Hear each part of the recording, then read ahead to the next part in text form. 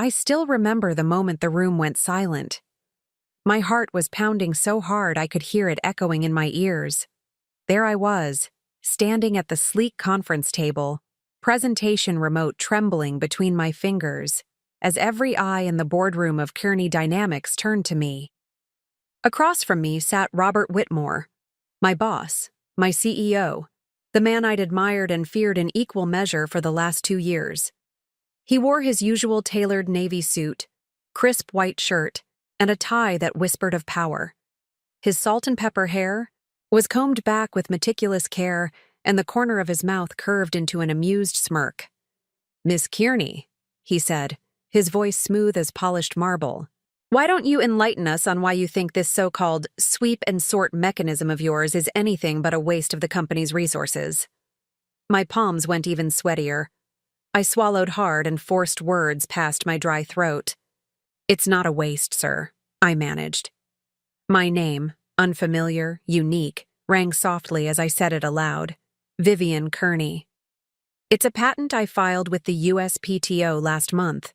If granted, it could revolutionize our automated sorting line by reducing error rates by 17% and cutting operating costs by nearly 25% in the first year." A few of my colleagues glanced at one another as if sharing a private joke, and I sensed the tension rising. Robert leaned forward, folding his hands. His smirk deepened. 17%, you say? That's ambitious. But we have existing systems that perform adequately. I fail to see why we need to invest time and capital in something untested. "Because," I said, summoning courage, "I've run simulations and built a prototype. The results are consistent. This method uses a sensor array and modular sorting arms that communicate in microseconds. It's more than theoretical. It's practically proven." Robert chuckled, a low, condescending sound that seemed to tighten the room around me. "Your little gizmo is cute, Vivian. But cute doesn't pay the bills. Right now, we're focused on expanding into European markets, not tinkering with some, what did you call it? Micro-optimized sorting mechanism. If you want to pursue this, by all means, go ahead. But understand that Kearney Dynamics will not be financing it." My chest tightened. "Sir, I only asked for a modest investment, $150,000 sprouting from our R&D budget to conduct pilot testing. If the data holds, we'll recoup the cost in 6 months." He leaned back. "Is that so?" He looked at the faces around the table. "Shall we invest a 6-figure sum in an unproven, expensive hobby? I think not. Unless someone here wants to stake their bonus on it?" He swept the room with his gaze, and everyone gave that polite, forced nod indicating they agreed with him. Everyone except me. For a moment, I thought tears would spring to my eyes. I wanted to shout, implore him to see the potential, to understand how much this meant to me. But I simply clicked the remote to end the presentation. The slide behind me, illuminated in crisp blue light, froze on the schematic of my design. "Thank you for your time," I said quietly. My voice sounded small, even to me. I shut my laptop and picked up my coat, trying not to tremble as I left the room. I stepped into the hallway and exhaled. Only the air in my lungs felt as hot as fire. I leaned against the wall, closed my eyes, and pressed a hand to my heart. A knot formed in my stomach, but anger flared behind my eyes. I refused to let this be the end. 2 days later, I stood outside a small law office in downtown Austin, the sticky Texas heat clinging to me as I waited for my appointment. After leaving Kearney Dynamics, I realized I'd need to take control of my patent if I was ever going to make it work. So, with the savings I'd accumulated since graduate school, I hired a patent attorney to start drafting ownership documents. I was determined. If the company wouldn't back me, I would have to go it alone. I rang the bell, and a soft-spoken paralegal buzzed me in. The office smelled of aged leather and freshly brewed coffee.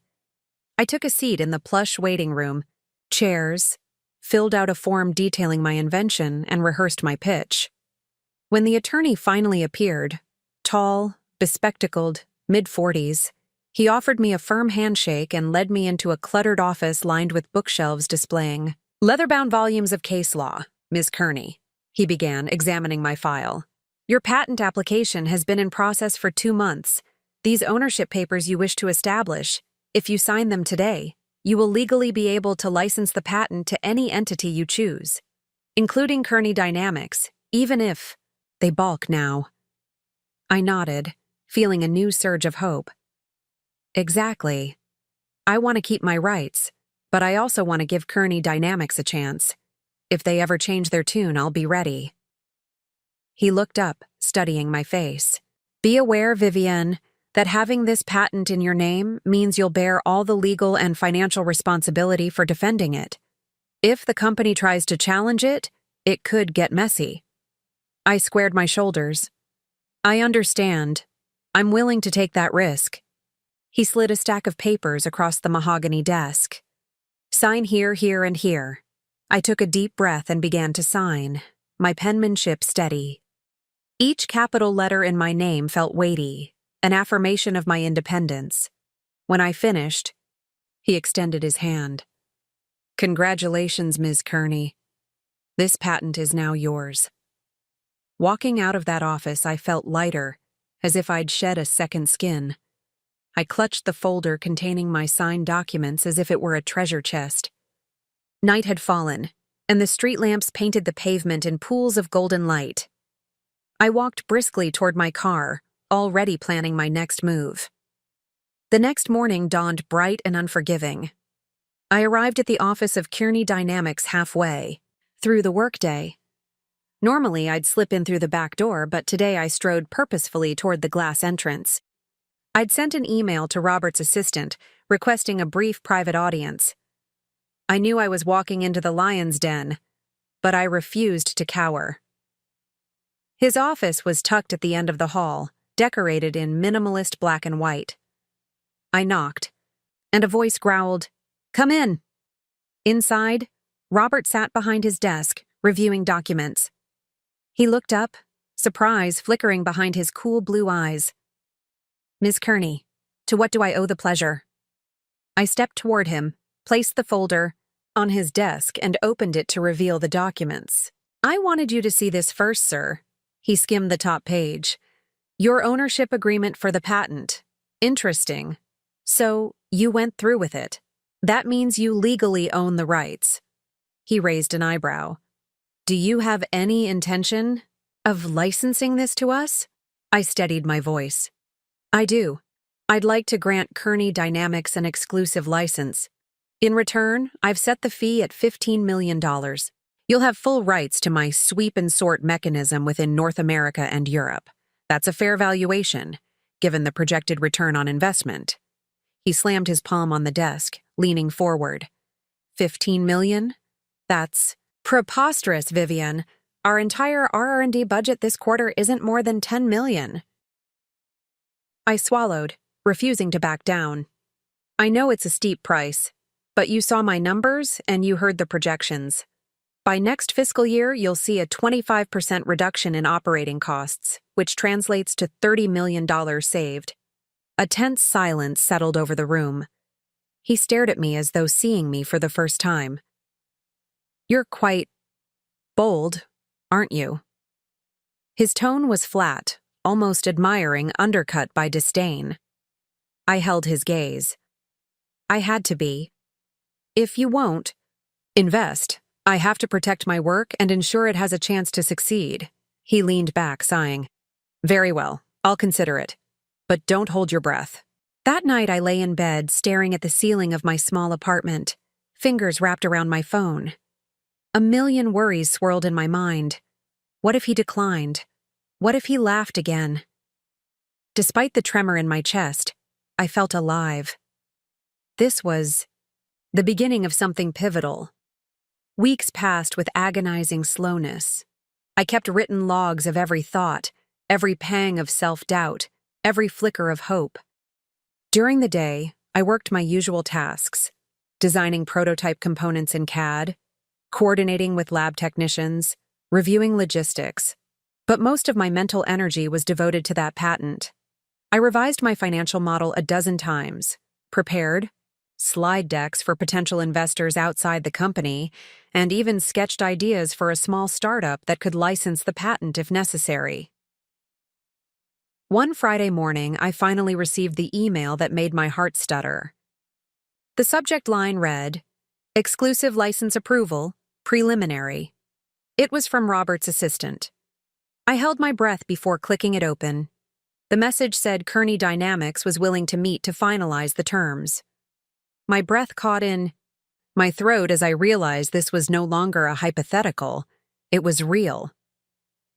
An hour later, I found myself again in Robert's office, this time seated across from him on the plush cream-colored chair.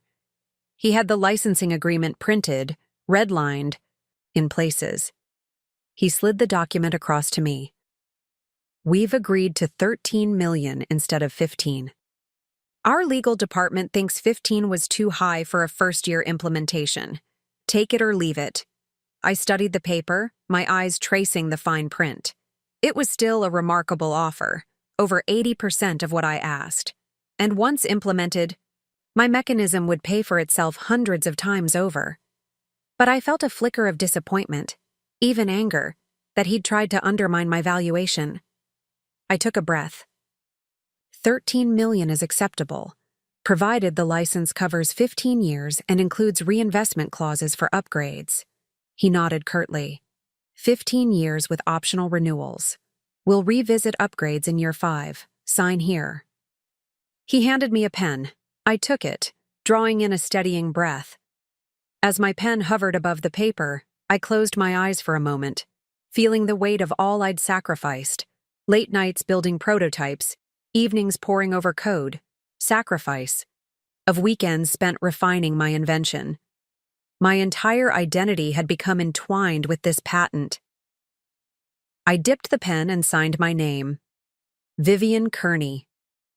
When I looked up, Robert's expression was inscrutable. "Congratulations," he said, his voice devoid of genuine warmth. As I left his office, the contract tucked under my arm, I felt a rush of triumph. I wanted to call my parents, text my best friend from college, shout it from the rooftops, but I forced myself to keep calm. In the lobby, I paused and closed my eyes, letting the moment sink in. The elevator doors closed around me, and for a moment, the world outside ceased to exist. But as the doors opened on the lobby floor, reality rushed back. The senior vice president of marketing, Lana Cooper, was waiting by the reception desk. Her sharp eyes locked onto mine, and she offered a tight-lipped smile that didn't reach her eyes. "Vivian," I heard. I nodded politely. "Yes, the deal is done." She tilted her head. "Well, you've certainly shaken things up. We'll see how this plays out." I offered a polite smile, resisting the urge to tell her exactly what I thought. Instead, I turned heel and walked out into the sunlight. Outside, the Texas sky stretched wide and blue above me. I inhaled deeply, savoring the moment. I felt powerful, in control, like I'd finally carved out my own path in this male-dominated world of engineering and corporate politics. But beneath that exhilaration lay a sliver of dread. I knew Robert was not a man to accept defeat gracefully. I spent the weekend celebrating quietly. Coffee with my roommate, a brief jog through the park, a solitary dinner at a small bistro downtown. Yet even as I laughed over dinner, a knot tightened in my stomach. I sensed this was not the end.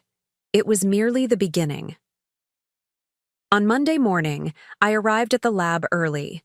The engineers greeted me with curious looks, knowing I'd finalized the license.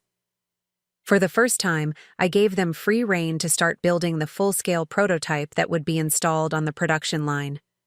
The excitement among the team was electric. We discussed timelines, budgets, assembly instructions, all the nuts and bolts of bringing this invention to life.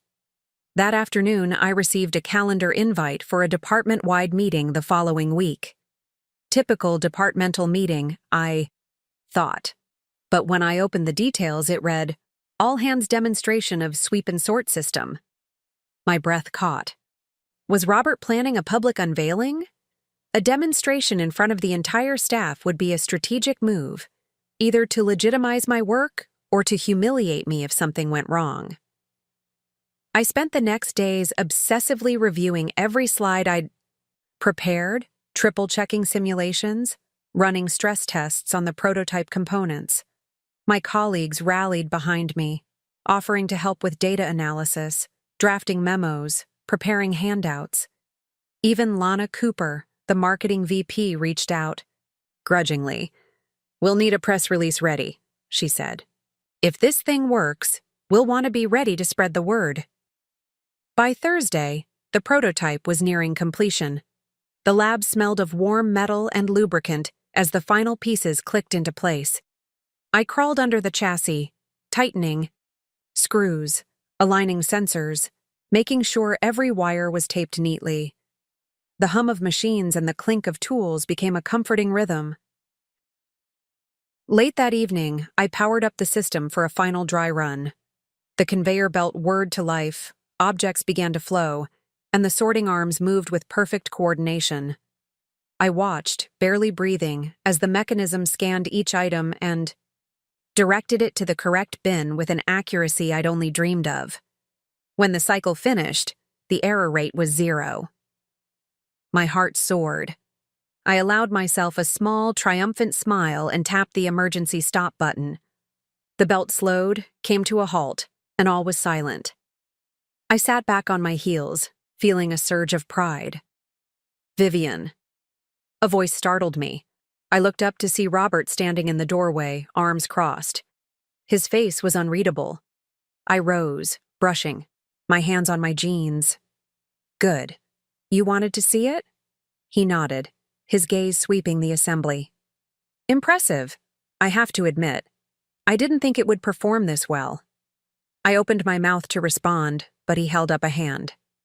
"But," he said slowly, "I've also heard you're negotiating with external investors to float this as a standalone startup. Is that correct?" I frowned. "I'm exploring all options. If the company fails to support further R&D, or if corporate red tape slows me down, I need a plan B." Robert smiled, disarmingly warm. "A plan B? How entrepreneurial of you.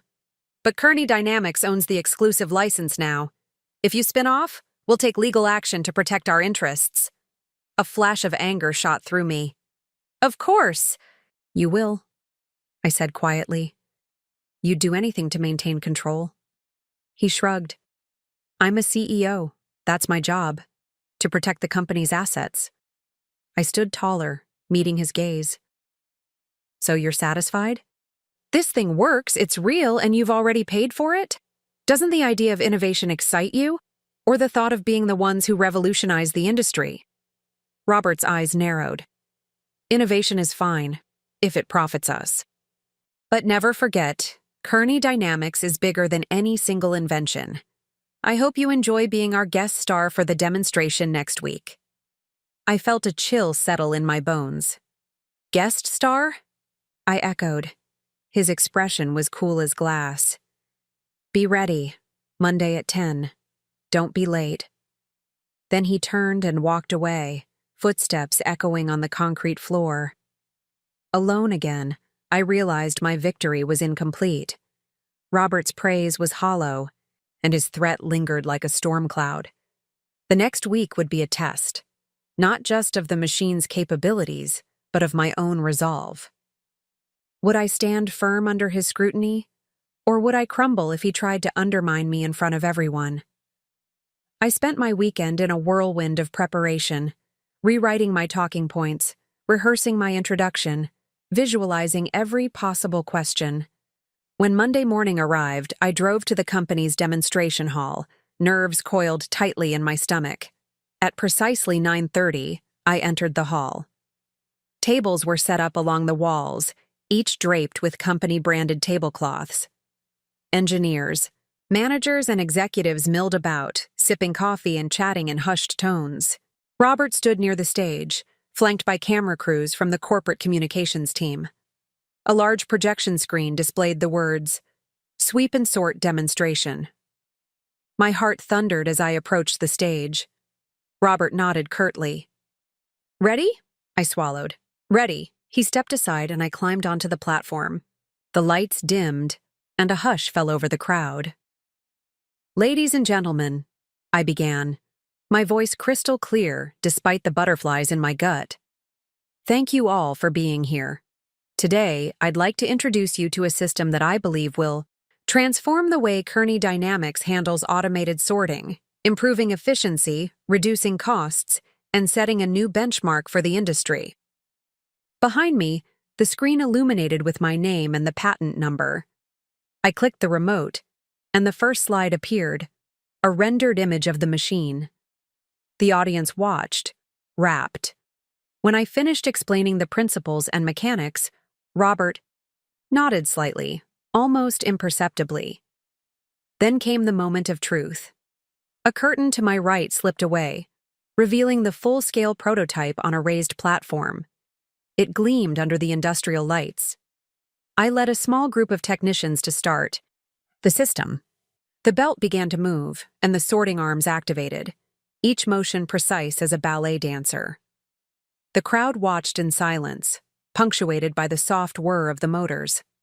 After the cycle finished, I guided the audience through the results. 0 errors, throughput exceeding target benchmarks, and energy consumption 10% lower than the current system. Applause rippled through the hall, tentative at first, then more enthusiastic. Robert cleared his throat. "Remarkable work, Ms. Kearney." I forced a polite smile. As I stepped down from the platform, I spotted Lana Cooper snapping photos from the back, likely planning a press release. But my attention snapped back to Robert, who now addressed me directly. "Congratulations," he said. "You proved your point. The system works. I'm willing to greenlight further testing on the production floor. But know this. If any glitches surface, no matter how small, I'll shut it down immediately." "Understood?" I nodded, determination flaring in my chest. "Understood." As I walked away, a sense of both triumph and apprehension surged within me. The demonstration had been a success, yet I knew Robert's warning meant this was far from over. I glanced back at him, caught his eyes for a moment, and saw something flicker. Respect? Or perhaps a calculating interest in seeing just how far I'd go. That evening, I returned to my apartment and sat at my desk, flipping open a fresh journal. I wrote down every detail of the day, the applause, the nods, the lingering tension in Robert's gaze. I realized my journey was only beginning. The real test would be scaling this prototype, integrating it seamlessly into our massive production line, and fending off any attempts to belittle or sabotage my work. I closed the journal and leaned back, gazing at the city lights through my window. I could feel the weight of what I'd accomplished, but also the immense responsibility. I knew there would be setbacks, technical challenges, corporate politics, perhaps even betrayal from unexpected quarters. But I refused to falter now. Tomorrow would bring another round of meetings, another bout of scrutiny. But tonight, I allowed myself a single moment of quiet pride. I had taken control of my destiny. I had transformed my useless patent into a tangible force. And no matter what happened next, I would face it head on, because this was my story. And I was only just getting started. Before we jump back in, tell us where you're from. If this story moves you, please subscribe. Tomorrow, I have a special story for you. And that morning broke with a tension thicker than any storm cloud I'd ever felt. My alarm blared at 5:45 a.m., cutting through the silence of my apartment like a knife. I peeled myself from my sheets, still, warm from sleep, and stared at the ceiling as my mind whirred through the tasks ahead. Today was the first day of live testing on the production line. After months of simulations, model refinements, and prototype demonstrations, I would see whether the sweep and sort mechanism could handle the brutal pace of a fully operational facility. I rose on stiff legs and padded into the kitchen, where the low hum of the refrigerator kept company with the city's distant morning. Rumble. I set a kettle on the stove and measured coffee grounds with meticulous precision. As the water boiled, I checked my notes pinned to the wall above the counter. An hour-by-hour schedule, contact numbers for every engineer, legal counsel on standby in case of any contractual disputes, and of course, my reminder to breathe. 6:15 a.m., clutching a steaming mug of dark roast, I reviewed the email I'd sent to the production floor supervisor last night. Arrival at 7:30. Ensure all safety checks complete. Ready for initial calibration.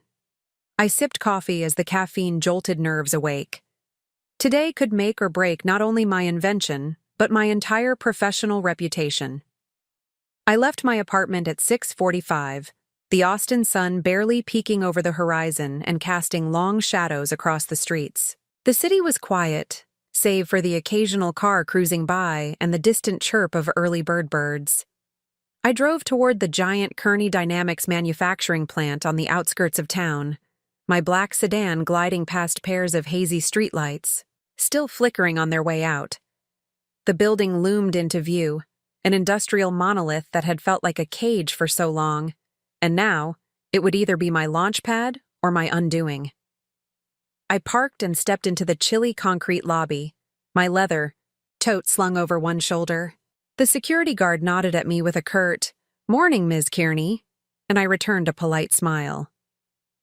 The elevator ride up to the third floor was silent, save for the faint hum of machinery echoing through the ductwork. By 7:25 a.m., I was in the control room outside the main production hall. Alongside me stood Miguel Alvarez, the senior production supervisor, a wiry man with oil-streaked hands whose brown eyes always seemed to flicker with calculation. He tapped at a tablet, pulling up last-minute checks. Behind us, through the glass, we could see the long rows of conveyor belts and robotic arms waiting in silent readiness. The facility was massive, a cavernous space with high ceilings, metal catwalks crisscrossing overhead, and fluorescent lights that bathed everything in a harsh clinical glow. "Everything's green," Miguel said, not looking up. "Powers, stable, temperature controlled, no mechanical alerts, safety systems online." He flicked his wrist, and a wall of monitors flickered to life, each showing different angles. The loading bay, the sensor array, the interface console, and the waste chutes. I scanned each feed, feeling a familiar tickle of nerves. At 7:30, I tapped my badge against the reader and entered the production floor. The smell of hot metal and fresh paint filled my nostrils, an intoxicating aroma that sent a shiver down my spine. The hum here was different. The roar of high-capacity motors, the clatter of crates, the occasional hiss of pneumatic valves. Workers in high-visibility vests and safety goggles moved with practiced efficiency. Forklift operators shifted pallets of components into place. Line technicians adjusted tool heads. Electricity surged through the circuits in a steady drone. Approached the base of my prototype, its sleek frame rising 10 feet into the air, all polished steel and cables coiled like serpents. The sweeping arms, named L1 and L2, hung motionless over the loading bay. Beneath them, a brand-new conveyor had been laid, its rollers pristine. From a control panel, I watched as the system ran through its startup sequence. Power-up checks, sensor calibrations, arm zeroing routines. "Viv, ready?" Miguel asked with a faint smile. He looked oddly proud, like a father about to see his child graduate. I gave him a nod, my breath coming quick. "Let's go," I said, my voice firm. I keyed in the command to begin Stage 1, loading and calibration. The conveyor belt rumbled, and a series of empty bins moved into place. Technicians in hard hats carried white, unlabeled boxes, simulating the packaging the line would handle for the next 3 months, and placed them on the belt. I tapped the touchscreen to activate the sensor array. High-speed cameras, infrared detectors, laser scanners, all focused on each box as it passed beneath. At first, nothing seemed to change from a standard operation. Boxes flowed past, traveled, under the sensors, and then reached the sorting area where L1 and L2 leaped into action. The arms flickered alive, rotating on finely oiled joints, and gently nudged each box into its corresponding bin. The precision was mesmerizing. Every movement smooth, deliberate, and calculated with machine-like accuracy. I watched the readout. Detection time, classification match, direction vector. Every line green. The countdown on the monitor flipped from 60 to 59, then 58. The system processed 120 boxes a minute, exceeding our target by 15%. Each bin filled in neat rows, all labels correct. I felt a surge of triumph. Perfect, Miguel whispered. At 8i, we transitioned to Stage 2, simulated stress. Test. Here, technicians introduced variables, boxes slightly heavier than standard, random shape distortions, ambiguous labels, anything that would test the algorithm's adaptability. I watched as the arms hesitated over one box, a misshaped container that triggered the sensor's edge detection. But then the microcontroller recalculated the coordinates, and the arm nudged it into the correct slot, albeit with a fraction of a second delay. The screen flashed. Adaptive override successful. I exhaled, and Miguel offered a grin. Not bad for a patent nobody believed in. I smiled back, though inside I felt my chest tighten. This was only halfway. If any critical failure occurred, Robert Whitmore would pounce on it like a hawk. Next came the real trial. Stage 3, full throughput simulation. At 8:30, the east. Loading bay doors opened, and crates began rolling in, each one bearing labels simulating real products going through the line: electronics, perishables, consumer goods. The volume surged. Our cameras captured 20,000 potential data points a minute. My palms felt clammy as I watched the belted procession. Boxes entering the scanning zone, the sensor array firing 1,000 times per second, mapping each package's size, weight, and barcode. The L-arms moved with uncanny speed, directing each item into one of 8 channels. As the feed accelerated, I checked the error rate display, 0.02%.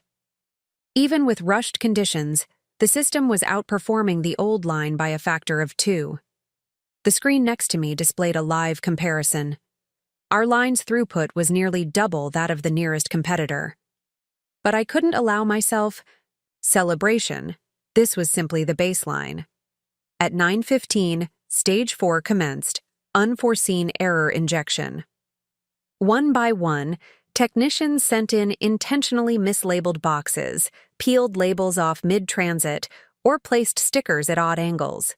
The algorithm had to identify text patterns, color profiles, and package dimensions, factors that complicated identification.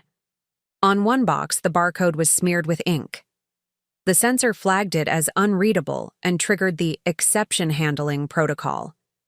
The arm, instead of routing the box into any bin, slid it onto a separate conveyor that led to human inspection. Exception?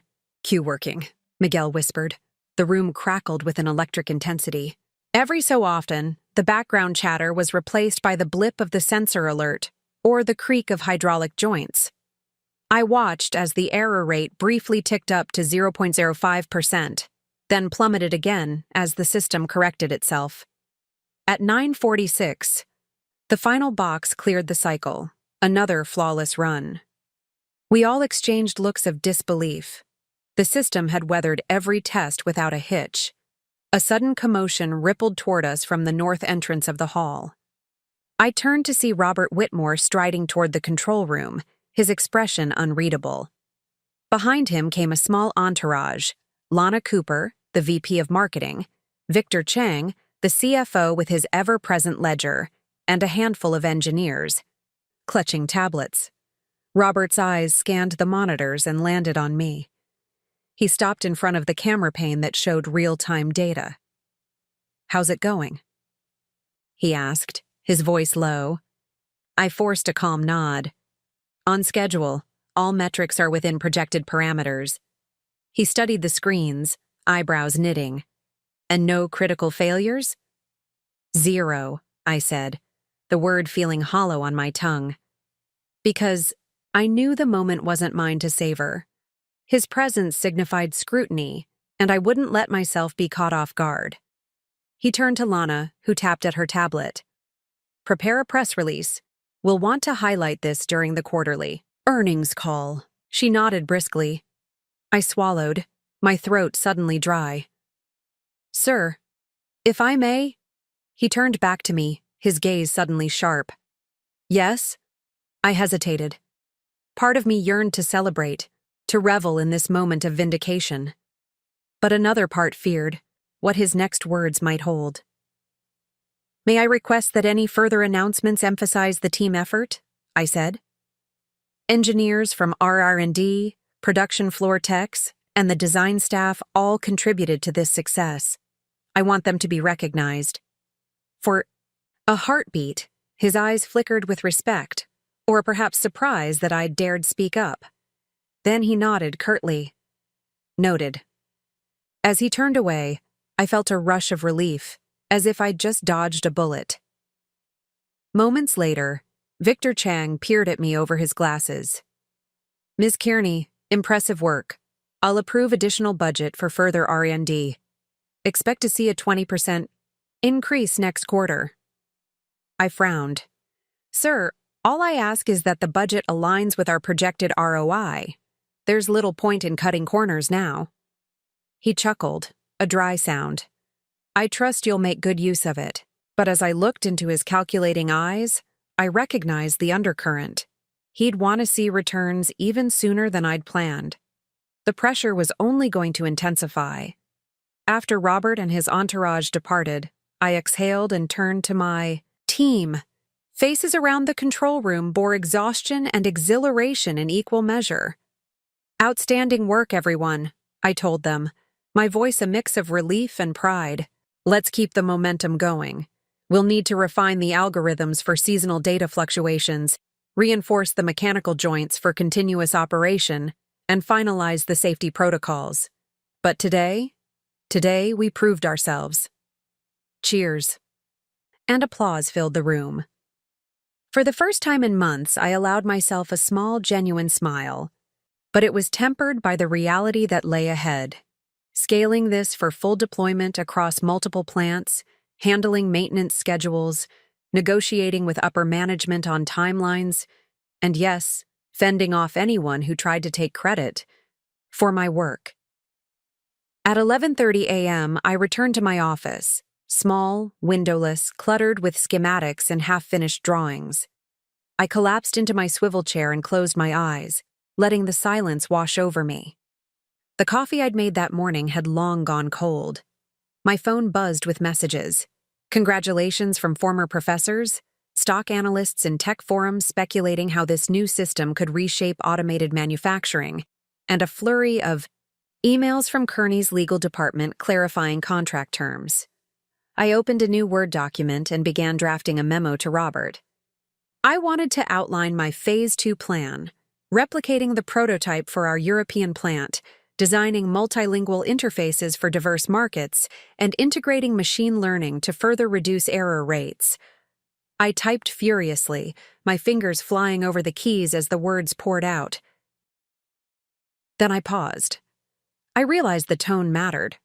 I couldn't come across as overly ambitious or cocky. Robert had already shown that he respected results, but loathed perceived arrogance.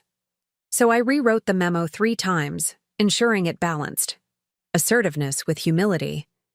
When I finally hit send, a wave of exhaustion flooded me. It was then that I saw an alert pop up on my screen, an email from the patent attorney. My breath caught, and I clicked it open. The subject line read, "Infringement. Notice, immediate attention required." My heart pounded as I skimmed the first lines. "Dear Ms. Kearney, we have received a letter from a subsidiary of Heinz & Co. claiming that your sweep and sort patent infringes on their U.S. patent number 8765,432, filed June 2013. They demand a cease and desist in all use of the system pending review. My vision blurred. I read on, but I could feel the blood drain from my face. The letter outlined possible legal action if I didn't halt production immediately. They claimed their patent covered a similar concept using sensor arrays and sorting. ARMS. If successful, they could force Kearney Dynamics to shut down the line, or worse, force me to pay licensing fees or damages. I closed the laptop and pressed my forehead against the cool metal of the desk edge. My mind raced. This was the nightmare scenario. We'd just proven that the system worked, and now a legal threat loomed over everything. My hands trembled as I dialed my patent attorney's number. "Hines & Co.?" he said, voice laced with concern. "Yes, I've reviewed their notice. Their patent is broad, but I believe we have grounds to challenge their claim on the basis of prior art and non-obviousness. However, we need to move fast. This could escalate into an injunction if they pursue it. I recommend we file a declaratory judgment to protect your position and push back immediately." My chest tightened. "How long do we have?" I whispered. "Legally, you have 14 days to respond before they file for a preliminary injunction. But every day counts. I'll need all documentation, lab notebooks, version control logs, code commit histories, anything showing that your invention predates or innovates beyond their patent scope." I nodded, though he couldn't see me. "Understood. I'll gather everything right away." We hung up, and I felt the weight of the world settle on my shoulders. The battle wasn't just technical now, it was legal. My entire future, and Kearney Dynamics rollout, hung in the balance. I opened a fresh email to my R&D team. Urgent. Compile all documentation related to sweep and sort development. Lab notebooks, emails, CAD files, simulation logs. Deadline. By 5 p.m. today? I typed as fast as I could, hoping to rally the troops. But even as I hit send, doubt gnawed at me. What if Hines & Co. had a point? What if their patent was valid and our system truly infringed? The thought made me dizzy. I rose from my chair, paced the length of the room, and glanced out the small porthole window, the only window in the office. The afternoon sun glared off the distant skyscrapers, mocking me with its brilliance. I wanted to scream, to throw something against the wall. Instead, I swallowed hard and returned to my desk. I pulled open a filing cabinet and retrieved my old graduate school notebooks, scribbles from late nights, early sketches, moments of inspiration. My hands trembled as I flipped through page after page, searching for anything that could prove the originality of my work. At 2 p.m., my phone buzzed with a text from Miguel. "Heard about the notice. Don't worry. We're on it. We'll get you what you need." I felt a flicker of gratitude. The team's loyalty was unwavering. Over the next 3 hours, the office transformed into a war room. Engineers scattered as they frantically searched. Archives, CAD files labeled with dates, timestamps on simulation runs, email threads discussing architecture decisions. My patent attorney called for a conference call at 5 p.m. to review preliminary evidence. I sat cross-legged on the floor outside HR, my unofficial HQ for the moment, surrounded by piles of notebooks, printouts, and flash drives, as the call began. My attorney, Robert Klein, dialed in along with 2 patent litigators from his firm. On speakerphone, they argued the nuances of claim charts, prior art citations, and the doctrine of equivalence. I listened, trying to follow the technical legal jargon. Each argument grounded itself in the development timeline. Vivian's first lab notebook entry detailing sensor logic is dated October 12, 2023. Their cited patent lists an algorithm for barcode classification, but no mention of dynamic calibration based on package shape. I felt a surge of hope as the attorneys discussed how to invalidate Heinz's claims. But then came a late-breaking wrinkle. Heinz and Kober had recently acquired a startup whose engineers worked on a similar sorting technology. They now argued that a non-disclosure agreement from that startup gave them rights over derivative inventions. It was a shadowy, behind-the-scenes maneuver that could undermine our defenses. My heart dropped. "Did we ever see that NDA?" I asked. "My attorneys." Voice turned grave. "No. We need to investigate whether any of your team members previously worked for that startup or signed that NDA. That could compromise our case." I swallowed, feeling trapped. Miguel's text hovered on my phone. "Everything okay?" I typed back, "Not sure yet." After the call ended, I felt the walls closing in.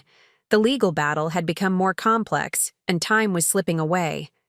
I rose and pushed through the office door, stepping onto the production floor once more. The hum of machinery was deafening, almost mocking. The sweep and sort system stood at the center of it all, like a sleeping giant. What if the giant was about to be silenced? Across the hall, I spotted one of my lead engineers, Priya Shah, at her workstation. She looked up, concern etched into her features. "Vivian," she whispered. "Are you okay?" I forced a reassuring smile. "We're fine, just bumping into some legal snafus." She nodded, but the worry in her eyes remained. "Whatever you need, we'll get it." I placed a hand on her shoulder, a brief gesture of gratitude. And in that moment, I realized I wasn't alone in this fight. The team believed in me, and I believed in them. The clock ticked toward 7 p.m., and the production hall emptied as night shift workers replaced the day crew. I lingered a moment, gazing at the system bathed in industrial light. The arms were at rest now, wires coiled quietly, sensors dormant. Tomorrow, I'd face Heinz & Co.'s lawyers. Tomorrow, Robert Whitmore would demand progress. Tomorrow, I would have to fight. But tonight, I allowed myself a single vow. I would not let anyone, corporate titans or legal bullies, destroy my dream. I would stand my ground. I would prove that my patent was not just viable, but unstoppable. As I walked back to the control room, I cradled my phone and typed a text to Lana Cooper. "Any press coverage you plan, hold off. We have a legal matter, details to follow." She replied instantly, "Copy that. No announcements until you say otherwise." I sighed with relief. At least I could control the narrative for now.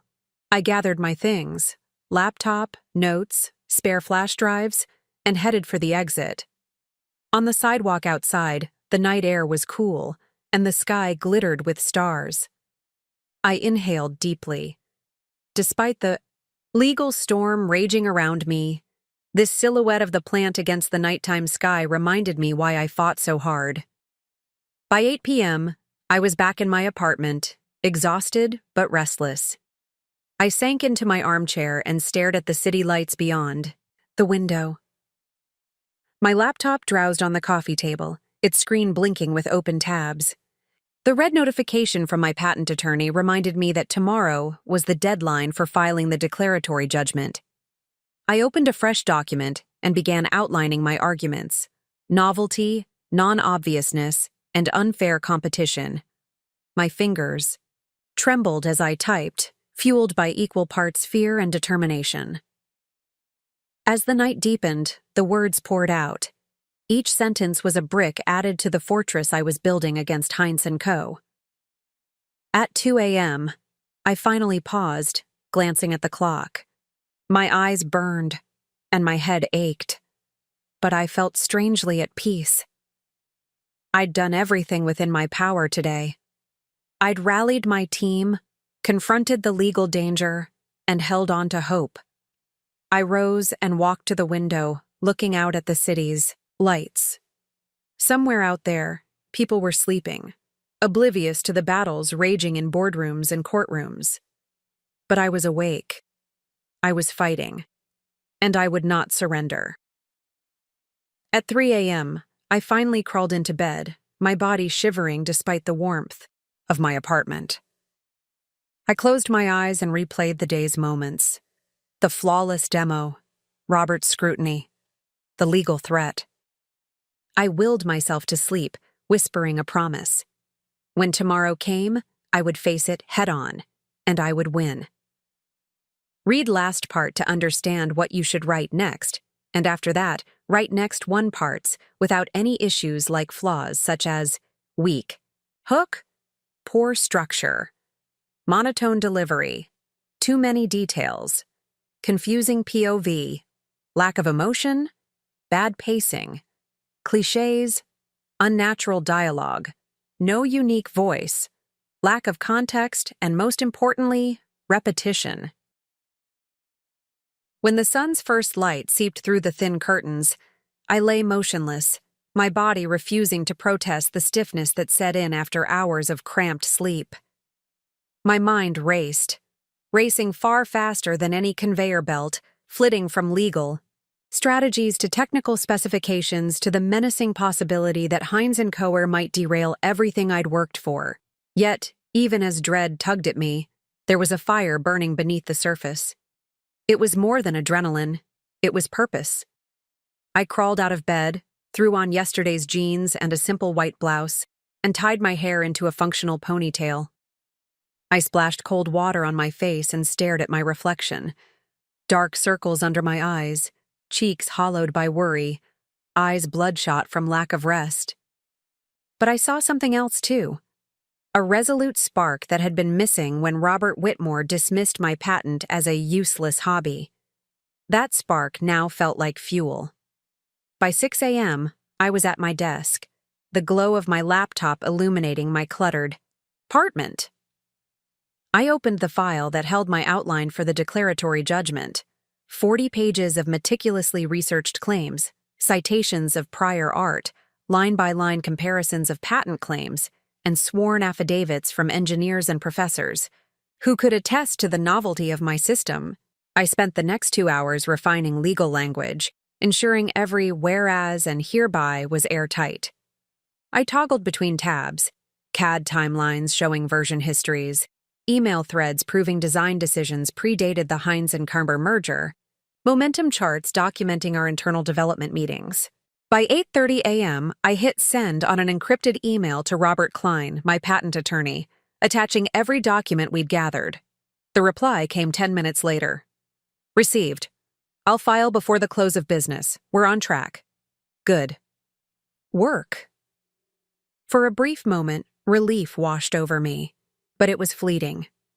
As my attorney had cautioned, filing the declaratory judgment was only the first skirmish in what could become a protracted legal war. The real battle loomed: courtroom hearings, interrogatories, depositions. I steeled myself. I would have to testify under oath, defend my every decision, and survive cross-examination designed to trip me up. I glanced at the clock, 8:45 a.m. Time for the first meeting of the day, a video conference with the European operations team at our Luxembourg testing facility. Kearney Dynamics had agreed to replicate the sweep and sort system in a smaller, modular test bed to gather data on international supply chains, where packaging variations and regulatory requirements differed from North America. This was crucial. For Phase 2, if we could prove international scalability, the European board would approve full deployment in Q4. I logged in and was greeted by a cluster of faces in my screen grid. Dr. Helena Meyer, the lead European engineer with platinum blonde hair and a meticulous German accent, Arjun Patel, our British logistics manager, and Sophie Leroy, a French supply chain analyst whose skepticism was as legendary as her ability to spot inefficiencies. The timestamp read 9 a.m. CET, which meant 2 a.m. at my end. Still, caffeine coursed through my veins. Good morning, or good evening, wherever you are, I began, my voice betraying none of my exhaustion. Vivienne, Helena said, her brow furrowed. We've had some challenges. The conveyor belts at Luxembourg run at a different speed, 22 meters per minute instead of our standard 18, and the electrical grid fluctuates more frequently than here in Austin. I pulled up the data file they'd sent overnight. The screen displayed a series of line graphs and error logs. I see spikes in voltage around peak hours. That explains intermittent sensor resets. Arjun chimed in. We tried installing voltage stabilizers, but they're antiquated compared to the models we tested in Austin. I called up my CAD model for the power interface. We'll need to design an adapter board with a multi-stage voltage regulator. It'll add maybe 10% to the BOM cost, but it's essential. Helena, can your team source the components? They must be RoHS compliant and rated for 240 Vi input. Yes, she said, nodding. I'll have our procurement team expedite this. But there's another issue. European packaging uses different barcodes, GS1128 as opposed to UPCA. The camera arrays aren't calibrated for the new symbology. I grimaced. We'll need to upload new image recognition libraries and train the algorithm with at least 10,000 European sample scans. Put Helena's request on top of your list, Arjun. Sophie frowned. The supply chains here have more granular recycling labels, like separate channels for PET bottles, aluminum cans, and mixed plastics.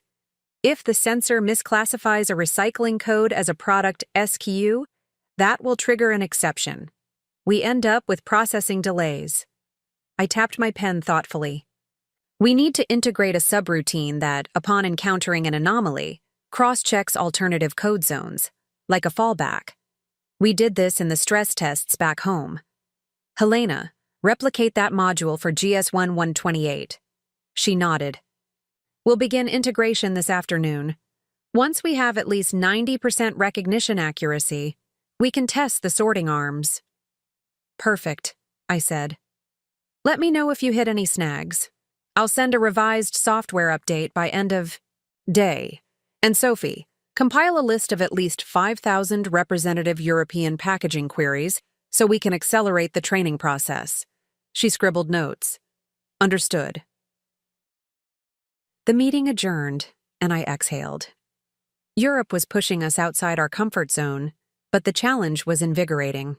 If we could adapt the system for disparate standards, from North America's block codes to the EU's alphanumeric mix, we would prove the true versatility of the patent. But it also meant more sleepless nights. By 11 a.m., Austin time, I returned to the production floor for a walkthrough. The day crew was in full swing, overseeing integration tests on the conveyor, in Bay 3. I donned my safety goggles and entered the hall. The morning sun slanted through high windows, casting long shafts of light across the polished floor. The air smelled of hot bearings and fresh ozone from welder sparks. I spotted my lead engineer, Priya, directing 2 technicians as they affixed the new sensor modules. Vivian, Priya greeted, wiping sweat from her forehead. We have the misclassification logs from yesterday's trial.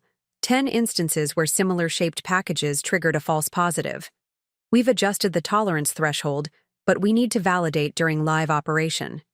I scanned the printout. She handed me. These misclassifications clustered around the edges of the package facade, likely due to glare from the overhead lights.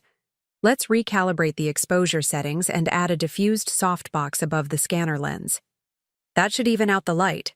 She nodded. We'll get on it. I moved along the line, checking the control panel. The interface displayed current throughput metrics and error rates. That morning, we were running a mid-volume simulation, roughly 60% of maximum capacity, to verify the adjustments for calibration. The numbers flickered. Throughput 18,000 items per hour. Error rate 0.04%. Better, but not perfect. As I stepped back, Robert's stern voice intruded from behind. Kearney, he said, stepping into my line of sight. His arms were crossed, his gaze critical. I see you're not wasting any time, but let's be frank. This project is eating into our margins. CFO wants a detailed breakdown of how every dollar is allocated. I squared my shoulders. I have a full cost analysis on my laptop, but these adjustments are essential. If we don't hit 99.8% accuracy before Q4, we risk customer churn and warranty disputes that will cost far more. He arched an eyebrow. Customer churn? This is an internal sorting system. Our clients are automotive and electronics manufacturers. They don't care about glare on a cardboard box. I fought to keep my voice steady. Forgive me, sir. What? I mean, is that if the system fails to sort critical components correctly, it could shut down their assembly lines, which costs them millions per hour. They won't renew maintenance contracts. He stared at me for a long moment, then waved me aside. Make sure it's done, and I want that financial breakdown by end of day. Don't let the legal team distract you. Yes, sir? I exhaled, but he'd already moved on. The tension in my shoulders lingered. He was right. I needed to balance progress with fiscal accountability. When I returned to my office, I opened Excel and began constructing a detailed spreadsheet. Line item costs for hardware components, software development hours, calibration materials, litigation expenses, and projected revenue streams. The spreadsheet became a tapestry of numbers: red figures where we needed to invest more, green where savings were possible. I clicked and typed, cursing silently whenever I realized I'd underestimated a cost component. By lunchtime, I had a preliminary report. Phase 1 had consumed $2.8 million. Phase 2 was projected at $1.5 million excluding litigation. I emailed it to CFO Victor Chang with an executive summary, highlighting projected ROI, break-even timelines, and intangible benefits, like reduced downtimes and enhanced sustainability, credentials. The reply came within the hour. Accepted for review. We'll meet Friday. I let myself a small sigh of relief. Turning back to my laptop, I checked my inbox. There was an urgent message from Robert Klein. Heinz & Co. has filed their motion for a preliminary injunction. We have a hearing scheduled for April 15th. I'll need you to review the witness statement I sent this afternoon. Let me know any changes by 8 p.m. My entire chest tightened. April 15th was 2 days away. That meant depositions, document discovery, and prepping testimony in less than 48 hours. I closed Excel and opened the witness statement draft. My name appeared in large bold type at the top. Vivian Kearney, deponent. The statement was a chronological narrative of my invention's development, from initial concept sketches to the final prototype run. Every date had to be precise. October 12, 2023. Lab notebook entry detailing sensor fusion logic. November 3, 2023, first. CAD renderings, December 8th, patent attorney filing. February 4th, 2024, internal R&D peer review meeting, and so on. I read each paragraph, verifying dates, cross-checking project logs, requesting corrections from Priya and Helena for details they had witnessed directly. By 5 p.m., I had compiled a comprehensive errata list. I forwarded it to Klein and told him to update the statement. Then I called Priya into my office. I need you to come in this evening. We're running a night cycle to collect data on the new calibration adjustments. Bring your laptop and overnight kit. Her eyes widened. Tonight? But it's already nearly 5. I nodded. We don't have a choice. If the courts see the system malfunction because we didn't test properly, it'll give Heinz and Comer's ammunition. We need to demonstrate flawless performance under varying conditions. Midnight to 4 a.m. shift. You in? She pursed her lips, then sighed. Let's do it. By 6 p.m., I'd grabbed a sandwich from a deli near the plant and returned to my desk to work on deposition prep. Klein had sent me a list of likely questions. When did you conceive the idea for the sweep and sort mechanism? Describe your role in drafting the patent specification. Have you ever worked for or had any contact with engineers at the related startup now owned by Heinz & Co.? Do you collaborate with any of their former employees? I read through, formulating concise yet thorough responses. I wrote bullet points. I conceived the core sensor fusion algorithm during a late-night brainstorming session at the University of Texas Lab. I did not sign any NDAs with Heinz or its subsidiary. None of my team members were employees of that startup. I did a background check in January. I drafted my responses carefully, avoiding speculative language or extraneous detail. At 7:45 p.m., Priya arrived in PPE, safety glasses, steel-toed boots, lab coat. I led her to Bay 3, where the production line hummed under fluorescent lights. I updated the system software with the new calibration parameters from Luxembourg, adjusted exposure levels, modified recognition libraries, and added the softbox filter atop the sensor enclosure. The belt rollers were warmed up and the test boxes were lined up, a mixture of North American and European sample cases. "Start the run," I instructed. The belt surged and boxes glided under the new sensor array. The arms pinged to life, sorting each item. I watched monitor after monitor, throughput, error rates, exception counts. At midnight, we introduced an intentional power surge to mimic the grid fluctuations they'd reported in Luxembourg. Everything flickered for a microsecond, then stabilized. The arms faltered for a split second, but recalibrated instantly. The monitor registered, "Adaptive override successful." "Beautiful," Priya whispered. We ran a full 4-hour cycle, logging every event. By the end, the error rate remained under 0.05%, with only 30 exceptions out of 75,000 boxes. We compiled the data into a comprehensive report, ready to impress both the European team and the court. At 4 a.m., I finally left the plant, exhaustion weighing me down like a physical force. I slumped into my car, propping my head against the steering wheel. The sky was just beginning to lighten, another day beckoning. I closed my eyes, letting my head rest, and sank into a fitful doze as the world outside hummed quietly. By the time I awoke, it was 7 a.m. I glanced at the dashboard. Clock groaned and pushed open the door.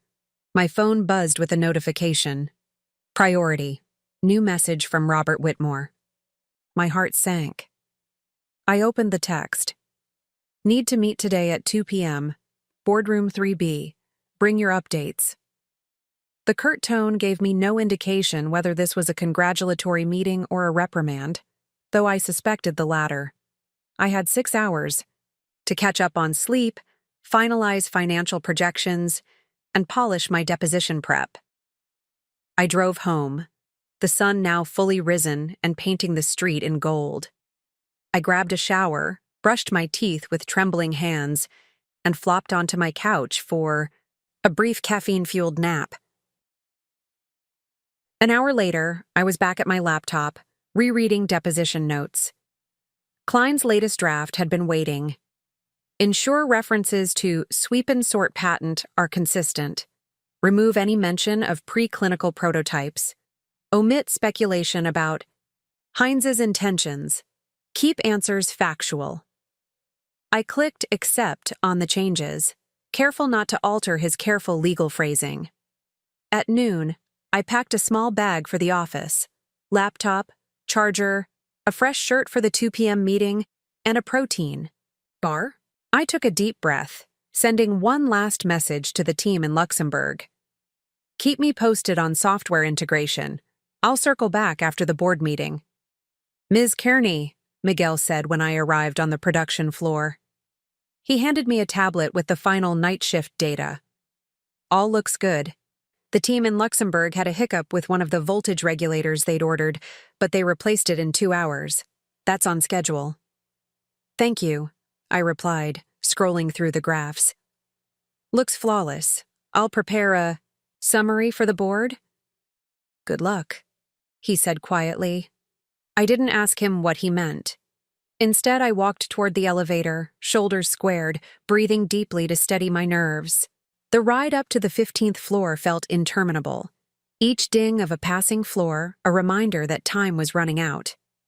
Boardroom 3B was cold and austere. A long glass table, leather chairs, and a panoramic window overlooking the Austin skyline. At the head of the table sat Robert Whitmore, arms folded, expression unreadable. To his right was CFO Victor Chang, scanning a document.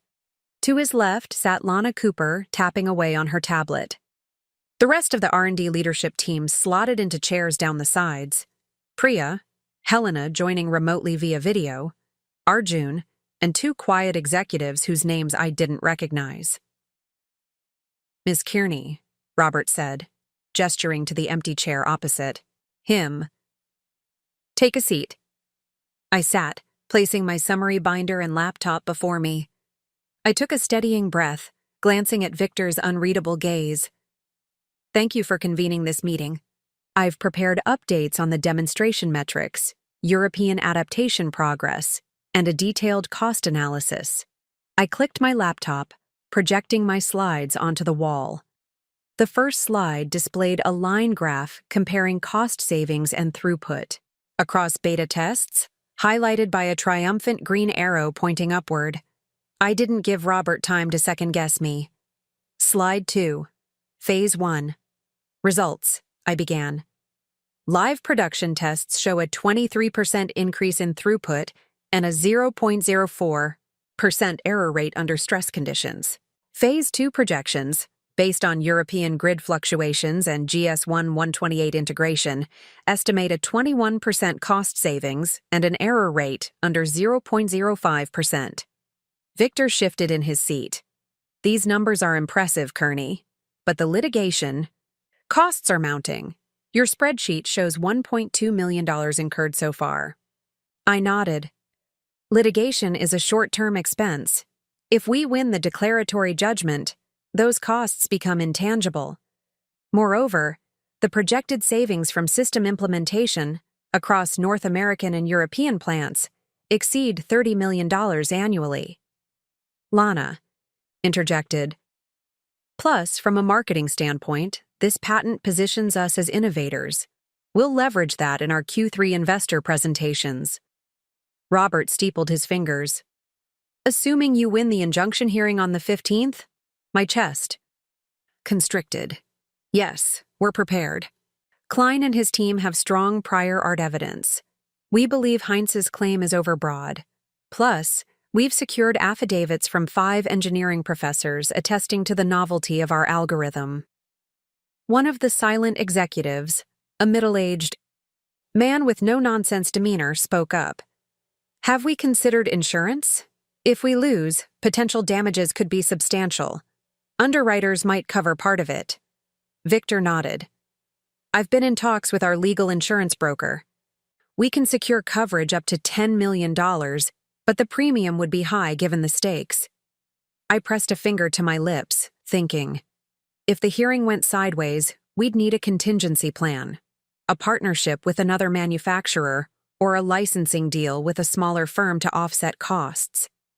I'd been exploring quiet negotiations with a Silicon Valley robotics startup that had expressed interest. Perhaps a joint venture could bail us out, but I didn't say that out loud, at least not yet. Instead, I steered back to my presentation.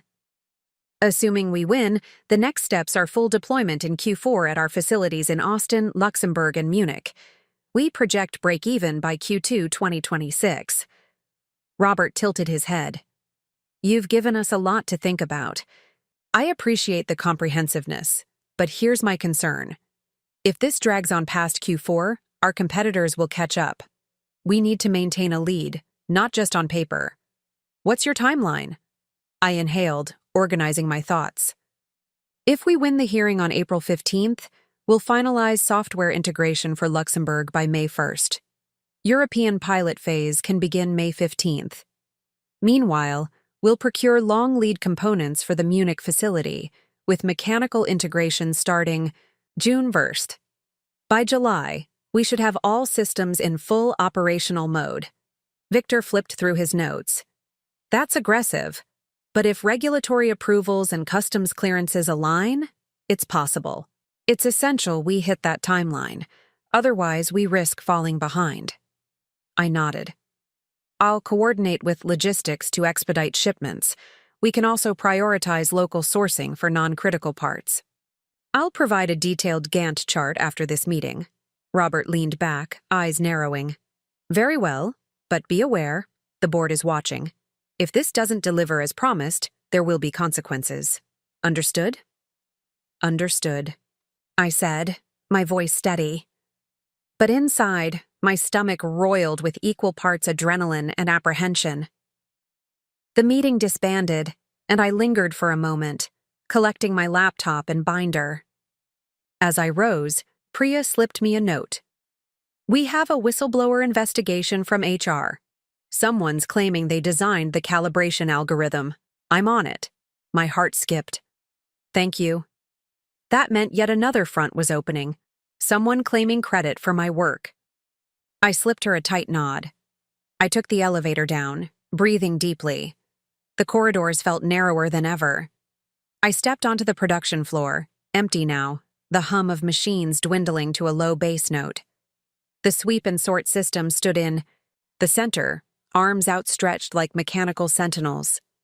For a moment, I imagined them reaching out to protect me or perhaps judging me. Guilt? Pride? Anxiety? It was hard to distinguish. Back in my office, I opened my email to find a request from the legal insurance broker. "Please provide a summary of R&D expenditure and estimated damages, along with your financials for the past 3 quarters. I groaned but knew I had to comply. I replied, "Attached. Excel file with breakdown. I've also included a memo outlining potential worst-case scenarios."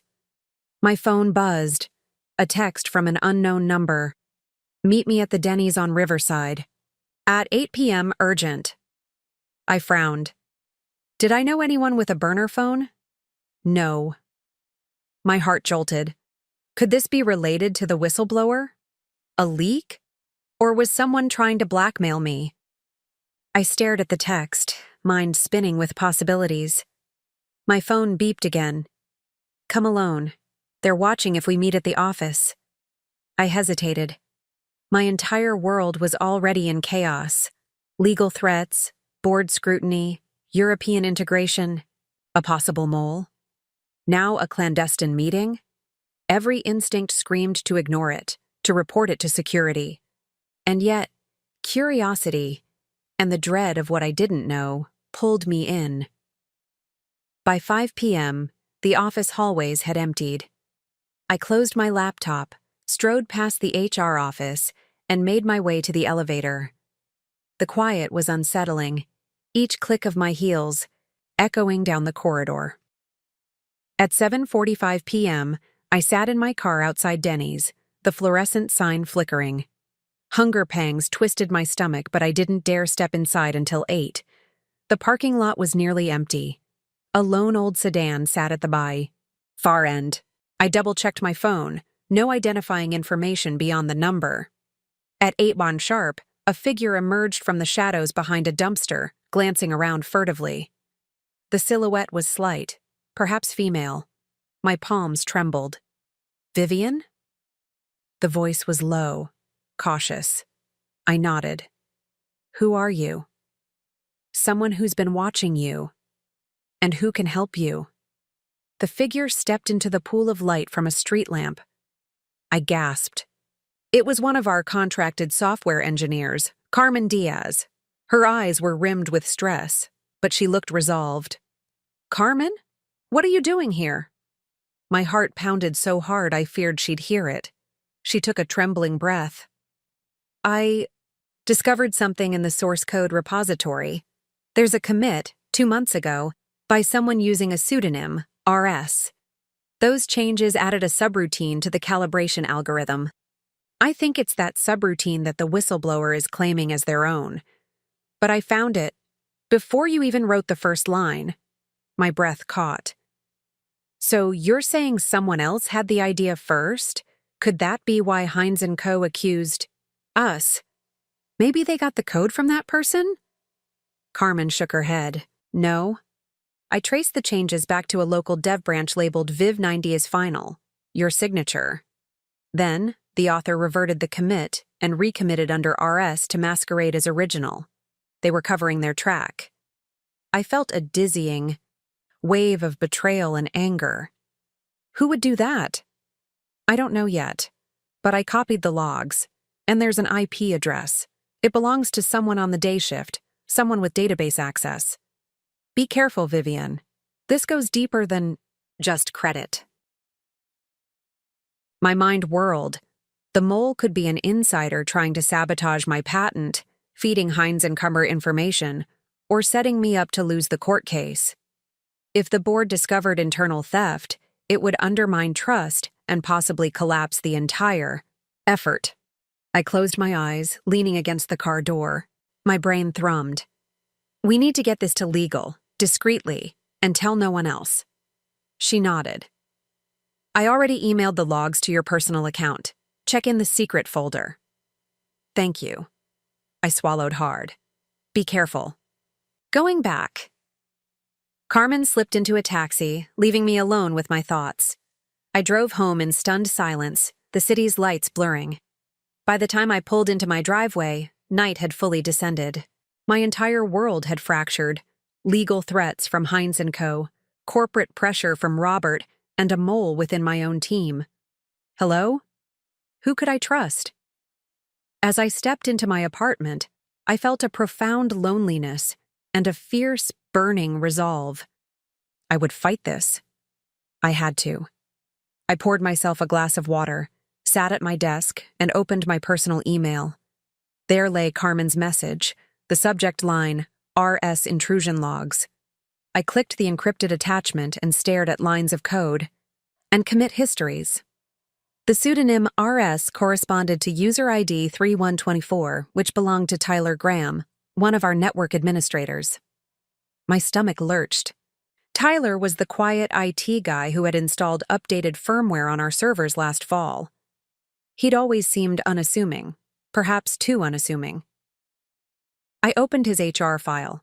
He joined Kearney Dynamics 7 years ago, had no engineering background beyond.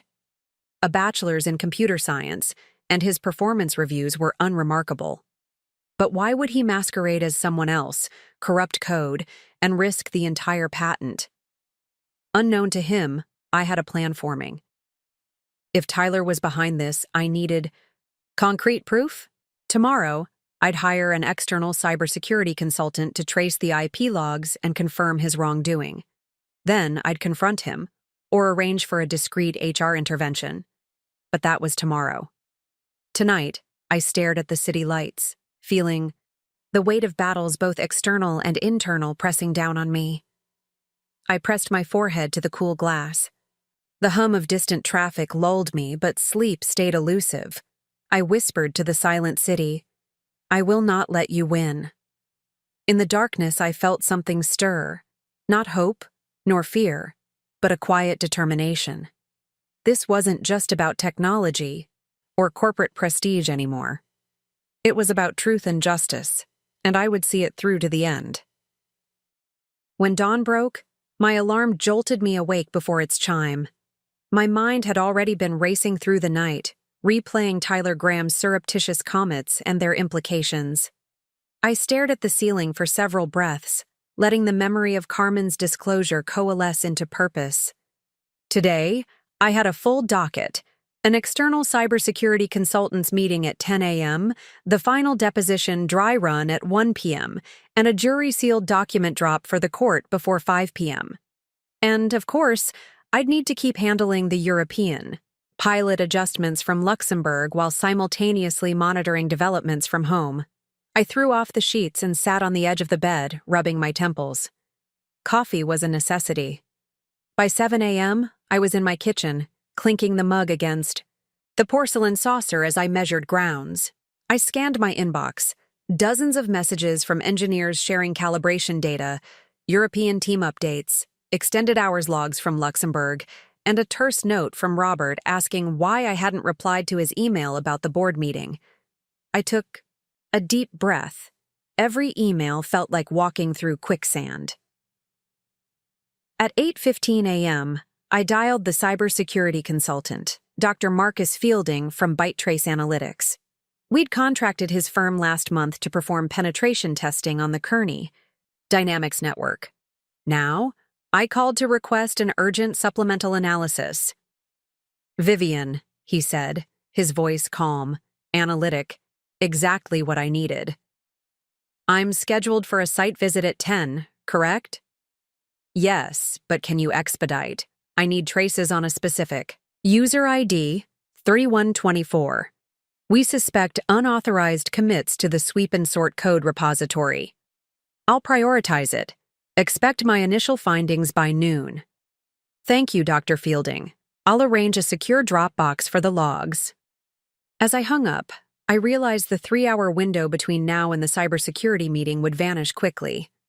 I grabbed my laptop and headed to the home office, an alcove in my apartment where I had my desk and dual monitors set up.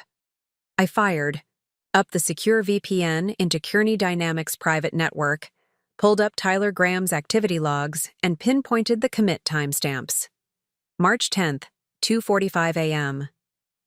March 12th, 3:18 a.m. and April 7th, 1:10 a.m.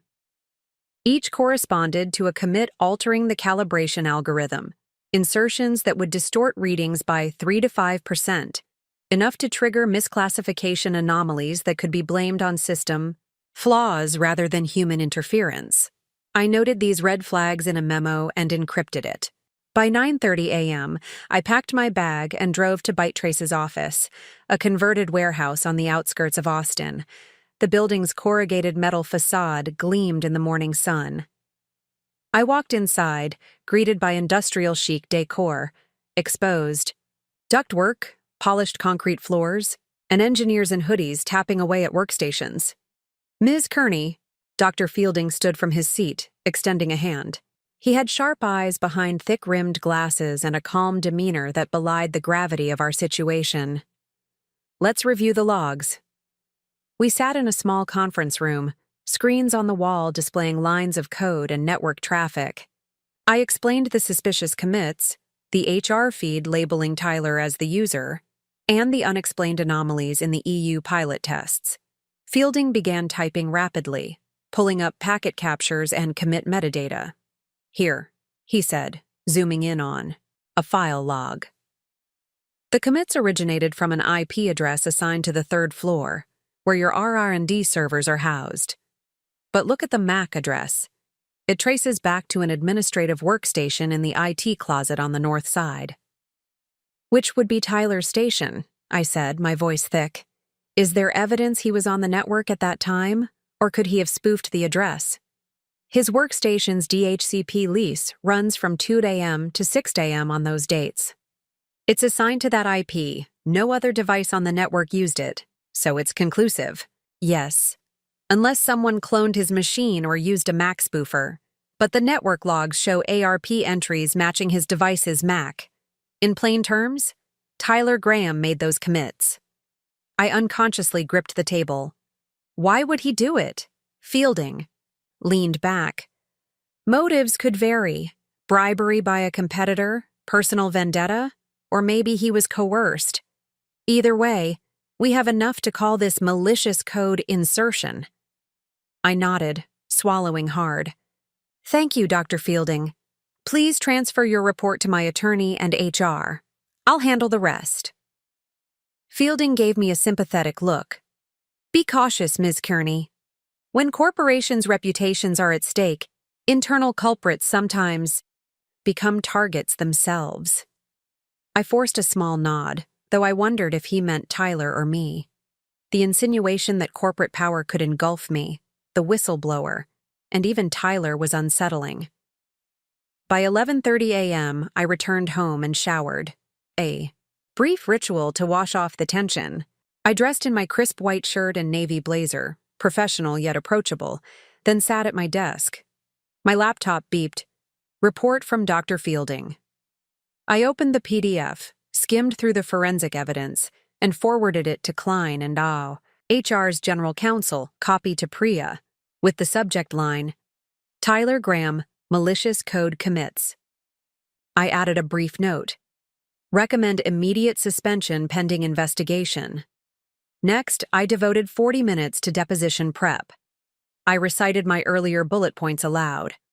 On October 12, 2023, I sketched the first pseudocode for the sensor fusion algorithm. December 8, 2023, I filed the patent application. I have never collaborated with any Heinz & Co. subsidiary. I practiced projecting confidence, modulating inflection to avoid sounding rehearsed. I glanced at a stack of flashcards on my desk, common, Cross-examination questions. Did you ever discuss this invention outside Kearney Dynamics? Have any employees of Heinz had access to your code? I formulated crisp, factual answers. No and no. At 12:50 p.m., I grabbed my laptop, briefcase, and a bottled water and headed to the small conference room outside my apartment where Klein had arranged a confidential video link with his paralegal team. The room had a single window overlooking the courtyard, filtered light casting soft shadows on the polished table. I took a seat, tapped Join Now on Zoom, and waited. At 1 p.m., Klein appeared on screen, flanked by two colleagues. Vivienne, let's run through your testimony. Speak clearly, project conviction, and if you don't know something, say so. Never guess. He launched into a mock cross-exam, asking about development timelines, whether I'd ever sold code to external parties, and if I'd ever visited facilities in Germany or Luxembourg before March of this year. I responded, no, I didn't visit those facilities. All development was done remotely until we set up the pilot. He paused. There's no record of visits prior to May 2025, correct? Correct. His colleague, another attorney with a keen gaze, asked, can you explain why the calibration error logs showed anomalies in late February? How did you resolve them? I froze momentarily, recalling the saga of glare issues. We discovered the error was due to high-intensity halogen lights in the test bay. I ordered diffused LED panels to eliminate glare and updated the camera firmware's exposure algorithm. After that, the anomalies disappeared. He nodded. Good. If Heinz & Coer's counsel attempts to suggest those errors indicated fundamental flaws in your system design, you'll offer that explanation, right? Absolutely. The session continued for another 30 minutes. Klein gave feedback on cadence, advised me to avoid legal jargon. They want a human story, not a legal thesis, then reminded me to arrive at the courthouse by 8 a.m. sharp tomorrow. At 2 p.m., I ended the call and exhaled. The pressure was relentless. But for the first time in days, I felt a glimmer of readiness. I'd armed myself with evidence, practiced my testimony, and exposed the internal sabotage. Now the only variable was the judge's ruling. Next on my agenda, I needed to address Tyler's transgressions with HR. I tapped out a quick message to Michael Torres, head of HR. Tyler Graham's malicious code commits confirmed. Please suspend him and initiate an internal investigation. Document everything. I will provide further details at 4 p.m. He replied immediately. Understood. I'll have an officer meet you in 15 minutes. I shut down my laptop, grabbed my jacket, and headed to the HR office within Kearney Dynamics. Complex. The building was dimmer now. Late afternoon shadows stretched across the beige carpet. I took the elevator to the 3rd floor, listened for my heartbeat as the doors opened. Ms. Kearney? Officer Ramirez greeted me. He was a tall, composed man with a calm demeanor. I understand we need to discuss an internal security breach. Yes, I said. I led him to an empty conference room. I want you to place a hold on Tyler Graham's access. Dr. Fielding's report conclusively ties his workstation to unauthorized code commits. He nodded and took out a tablet. Do we have evidence to present? A court order? I shook my head. No court order yet, but we have forensic logs, and I'm sending the report directly to your encrypted email.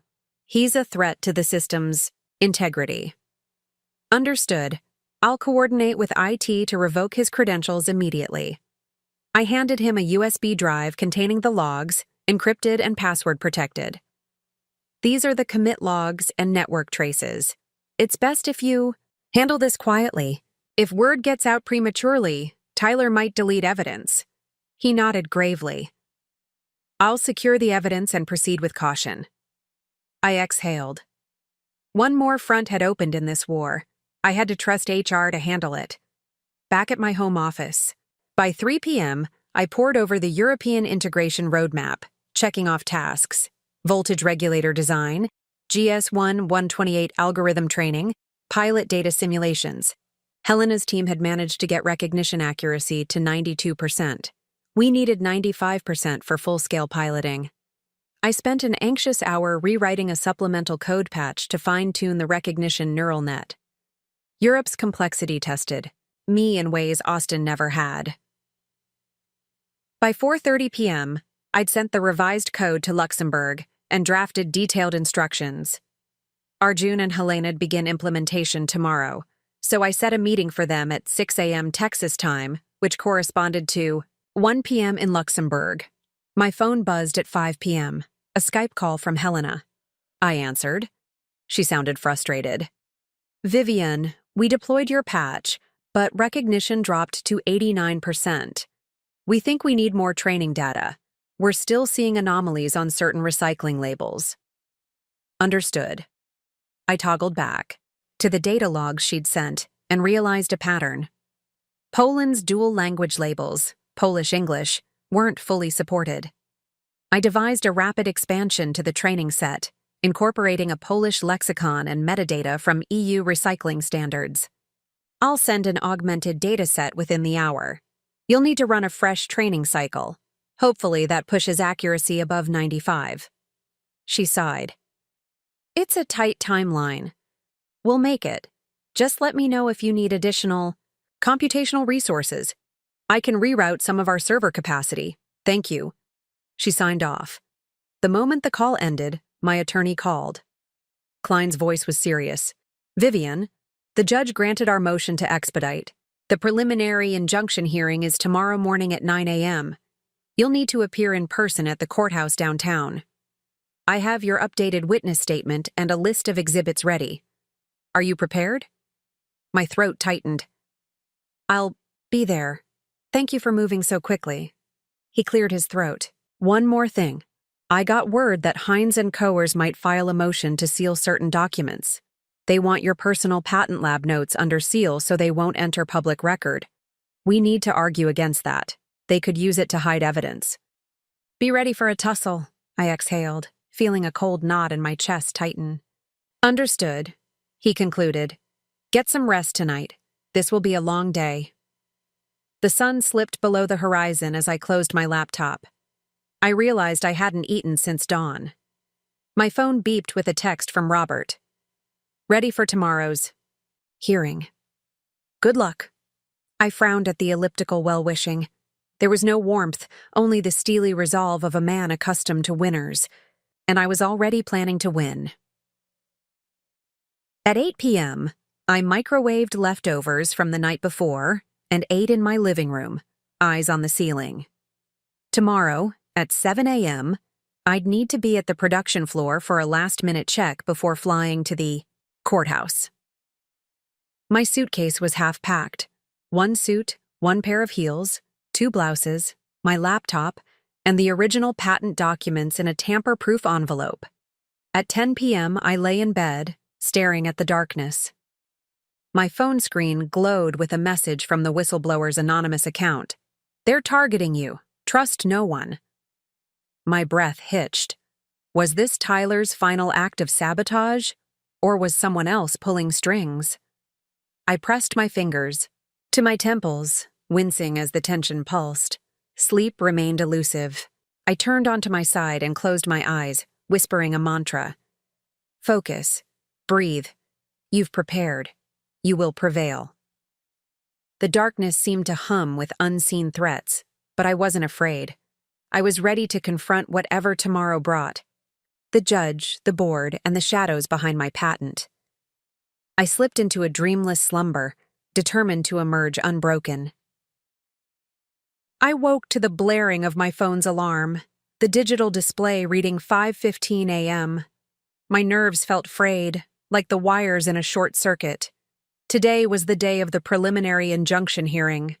I'd flown in late last night to save time, checked into a small suite near the courthouse, and spent the early evening running through mental mock trials with Klein over video call. Still, knowing I would be in a courtroom by 9 a.m. facing Heinz & Co.'s onslaught made my stomach churn. Slid out of bed, took a deep breath, and tore off the covers. My clothes from yesterday lay neatly unfolded on the armchair. a charcoal gray tailored skirt suit, crisp white button-down, black pumps. I dressed methodically, no jewelry except a simple silver necklace, running through a silent checklist. Witness statement printed and stapled? Check. Original patent documentation in tamper-proof folder? Check. Spare USB drive with exhibits? Check. Backup copy of witness statement on thumb drive? Check. In my mind, I ticked each item as I tucked them into my leather briefcase.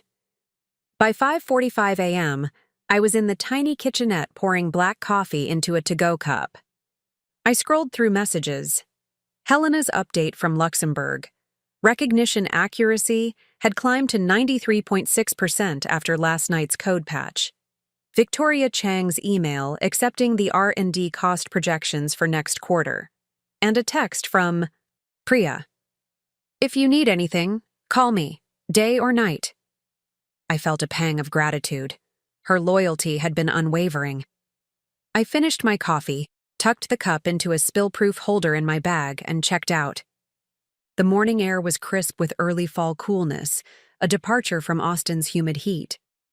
I walked briskly to the parking garage, slid into the driver's seat, and navigated the narrow roads toward the courthouse. On my way, I rehearsed my opening statement under my breath. Your Honor, my name is Vivian Kearney, inventor and sole patentee of the U.S. patent for the sweep and sort mechanism. At 8 a.m., I arrived at the courthouse, a granite neoclassical building that loomed like a fortress. The wide steps ascended to tall, imposing double doors. I paused for a moment, my palm pressed against the cool marble banister, inhaling courage. With one last breath, I marched up the steps. In the foyer, security checkpoints hummed with fluorescent lighting. Guards moved purposefully, and the muted clack of briefcase wheels echoed off polished floors. I joined the line, placed my briefcase, threw the scanner, stepped through the metal detector. Nothing beeped. A guard handed me a visitor badge clipped to my suit lapel. Courtroom 7B, 3rd floor. Hearing at 9 a.m. I nodded, striding down a corridor lined with closed wooden doors. Small plaques designated judges' chambers. I located Judge Marwood and proceeded to the courtroom. Courtroom 7B was grand. High ceilings with ornate plaster molding, heavy mahogany benches, and a raised dock for the bench. Plush leather chairs sat behind a long table where attorneys would sit. The wood felt cool and reassuring as I traced my fingers over its grain. On one side stood a podium with a microphone. To its left was a small witness stand.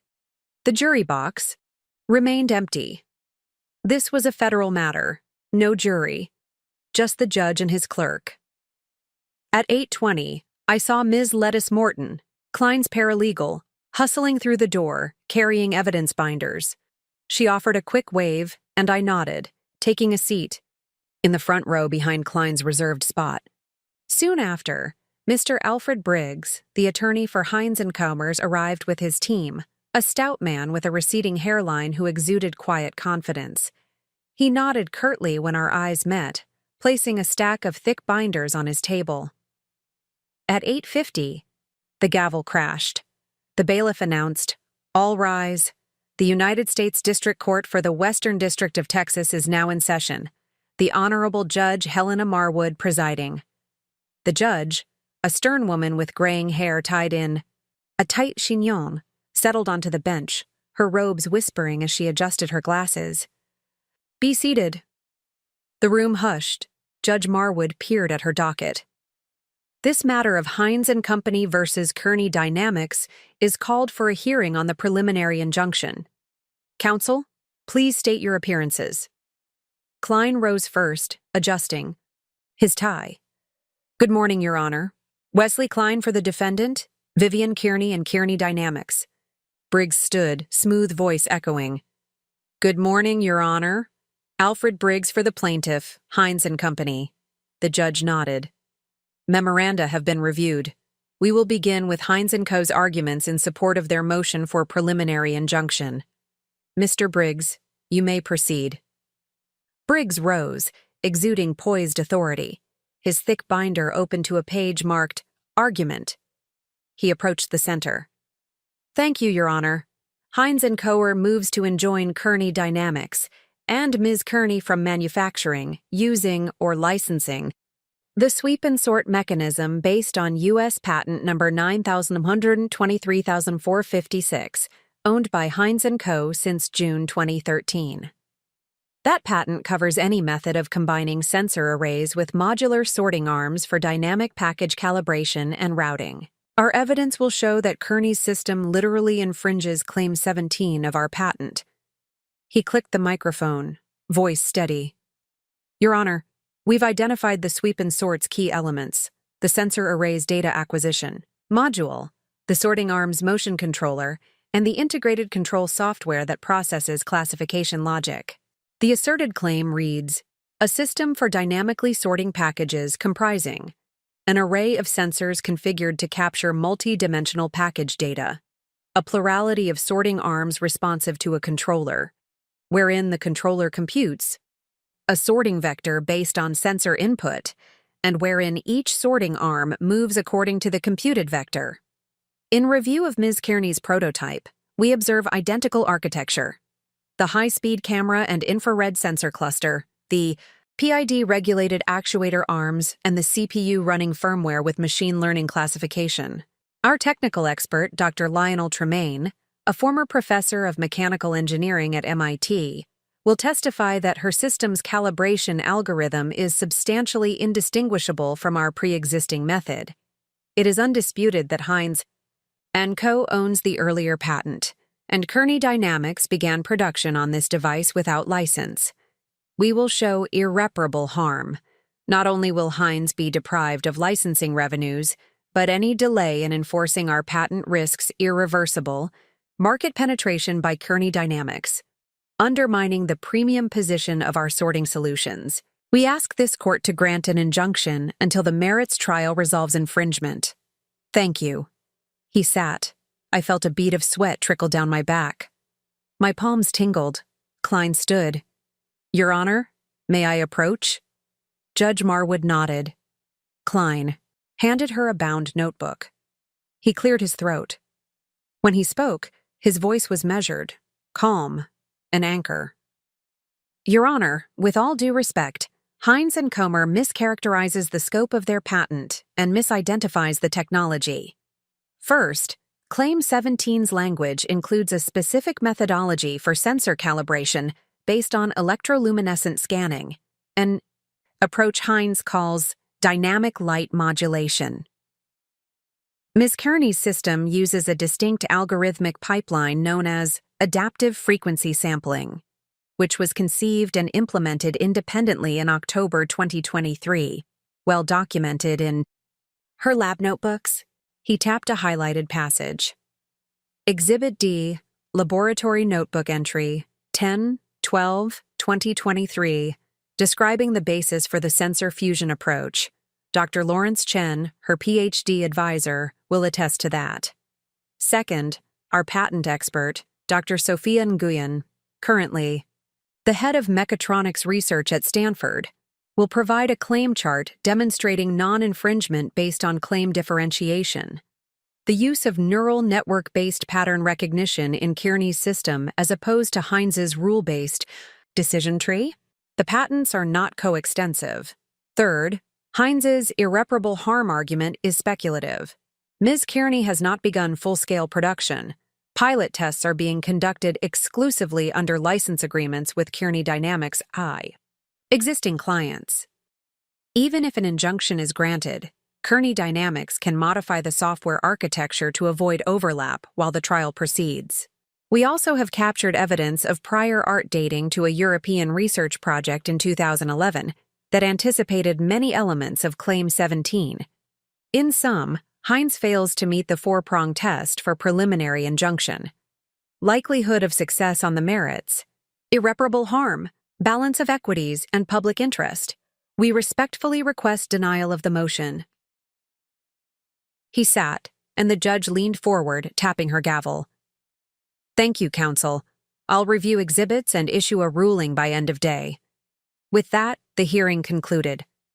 I exhaled, feeling adrenaline drain from my body. Klein turned to me, quietly. Vivian, you did great. Next, we head to chambers for clarifying questions. Klein's team and I followed the judge into her chambers, a stark room with a large oak desk and a wall of legal volumes. She motioned for Klein to step forward. Mr. Klein, she began, I've reviewed both arguments. A few questions regarding prior art. Klein fielded them deftly. I listened intently. The judge's primary concern was the overlap between Heinz's claim language and Kearney's algorithmic process. Klein emphasized the differences: software architecture, data processing model, and hardware integration nuances. 15 minutes. Later, as I was about to leave chambers, Judge Marwood addressed me directly. Ms. Kearney, your declaration indicates conception on October 12, 2023. However, evidence of code commits to your repository shows a notable gap between November and January, when no new commits occurred. Can you explain? I swallowed, steadying myself. Yes, Your Honor.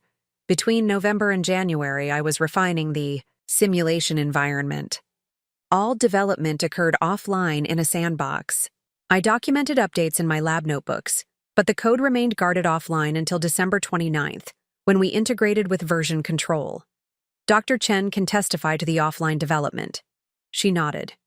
Very well, I'll take that into account. I exited chambers, lashed with relief and lingering tension.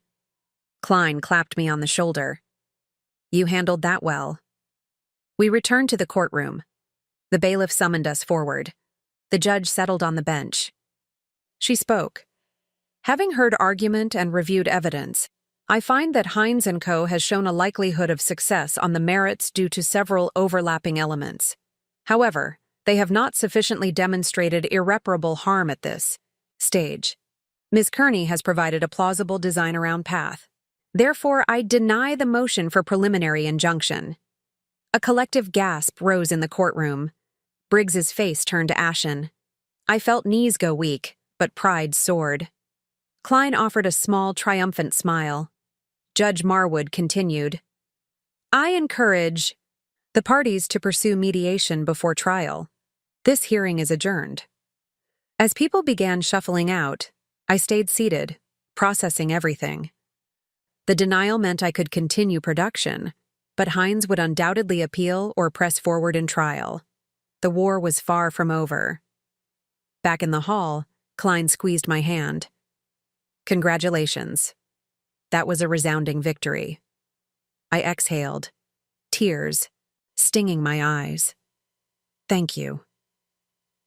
Outside the courthouse steps, morning light bathed the plaza.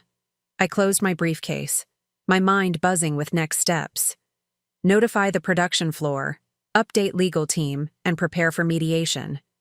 As I looked toward the sky, I felt a rare moment of triumph and an even deeper sense of responsibility. That afternoon, I flew back to Austin, landing amid golden rays of late-morning sun. As I navigated traffic toward Kearney Dynamics plant, my phone buzzed. A text from Helena in Luxembourg. Accuracy at 95.2%. Ready for pilot launch. I allowed myself a satisfied smile. Europe had delivered. At 1 p.m., I walked through the factory doors. The production floor buzzed with renewed energy. Engineers cheering, technicians greeting me, a palpable sense of momentum. I paused at a vantage point overlooking the line. The sweep and sort mechanism whirred in motion, a continuous flow of boxes, sensors scanning, arms sorting with steady precision. Priya approached, her face alight. Vivian, we got your message. We're green across the board. I'll send you the finalized test report in 10 minutes. I nodded, tears pricking. Thank you, Priya. This is your victory as much as mine. She smiled, then pointed toward a cluster of workers around a large monitor. They're updating the real-time dashboard with the finalized metrics. Do you want to see? I joined. Them. The screen displayed live throughput and error rate data. Today's average, 0.03% error, Throughput 20,500 units per hour. Green bars, upward trending graphs. Executives from marketing and operations gathered behind us, applauding. Lana Cooper approached, extending her hand. "This is incredible. We'll feature this in the newsletter to investors." I shook her hand. "Let's hold off until mediation. We don't want to provoke Heinz." She nodded, respect in her eyes. By late afternoon, the entire plant had rallied around the achievement. Assembly teams high-fived, quality assurance engineers cheered, and one of the forklift drivers honked his horn in celebration. I felt a swell of gratitude. This wasn't just my triumph, it was ours. At 5 p.m., I slipped into my office, closing the door behind me. I sank into my chair and reviewed my tasks. Send the legal team the updated R&D report and court orders.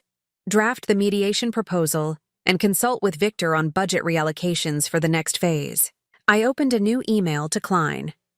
"Wesley, thanks to your brilliance, we won today. Now, let's prepare for mediation. I've attached my proposed settlement framework. Also, please remind me, Heinz will likely insist on cross-licensing. I think we can negotiate favorable royalty rates. Thoughts? Vivian." I hovered over send.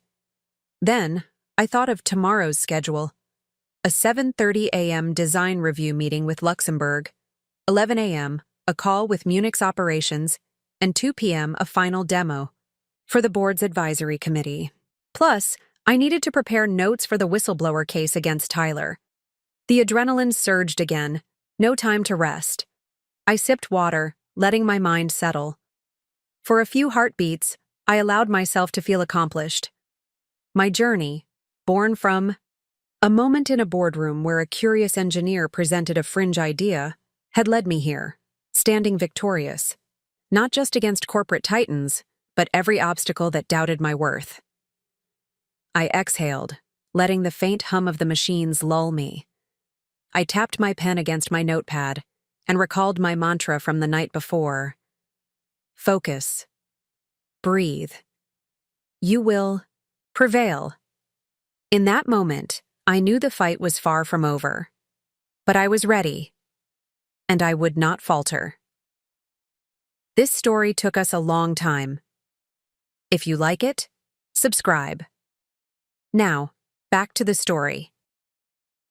That evening, I remained at the plant long after the final engineers had left. The overhead lights cast long shadows along the rows of conveyor belts, and the sweep and sort system stood dormant, its sensor arrays silent and arms folded.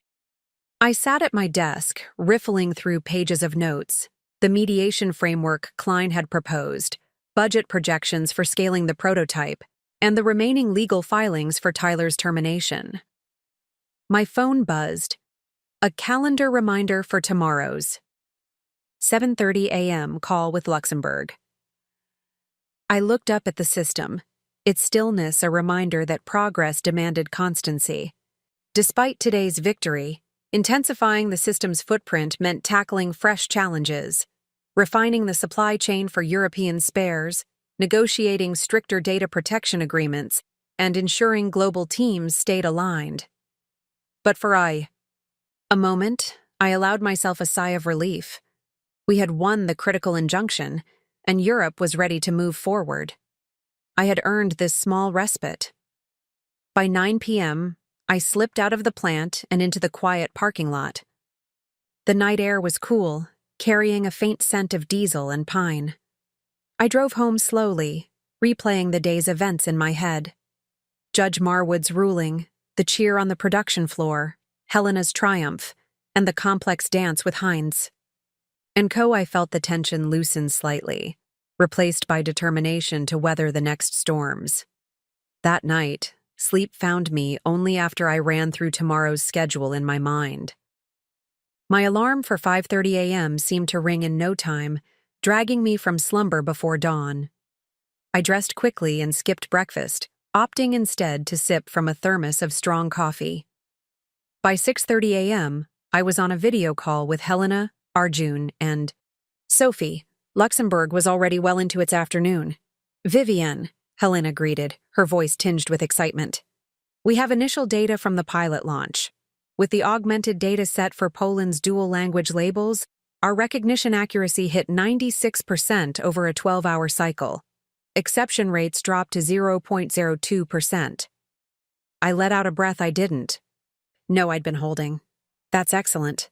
I scanned the live dashboard on my monitor. Data points streamed in. Throughput rates, error logs, CPU usage, ambient temperature fluctuations. Any issues with false positives on the PET recycling channels? Sophie chimed in. Only 2 exceptions in the last 1-200 units, both resolved through the secondary fallback check. We're confident we can scale to midnight cycles next week, Arjun added. Procurement confirmed local sourcing for non-critical components in Germany. That should cut 2 weeks off lead times. I nodded. Great work, team. Let's keep refining the calibration. Tomorrow, I want you to run weekend simulation runs with peak hour voltage profiles. They all agreed, and the call ended. As I closed my laptop, my phone buzzed again. A text from Victor Chang. Board wants final. Demo Friday. The CFO meeting moved up. I glanced at my calendar. Friday's slot was empty. Good. But their eagerness indicated mounting pressure. I tapped back. Understood. I'll prepare a walkthrough of the integrated European system and updated ROI projections. By 8 a.m., I arrived at Munich's operations office via a separate video call. The swivel chairs creaked as I signed into the video conference. Dr. Klaus Weber, the head of Munich's pilot plant, appeared on screen flanked by 2 engineers. Welcome, Ms. Kearney, Dr. Weber began in a thick Bavarian accent. We successfully installed the prototype on the secondary line, but we noticed a 0.5% misclassification on AM-based barcode symbology. We need a micro-adjustment. I pulled up the German pilot dashboard on my laptop. Yes, I see the spike when ambient light shadows cross the sensor array.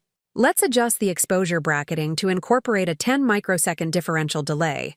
That should stabilize recognition. One of Weber's engineers jotted notes.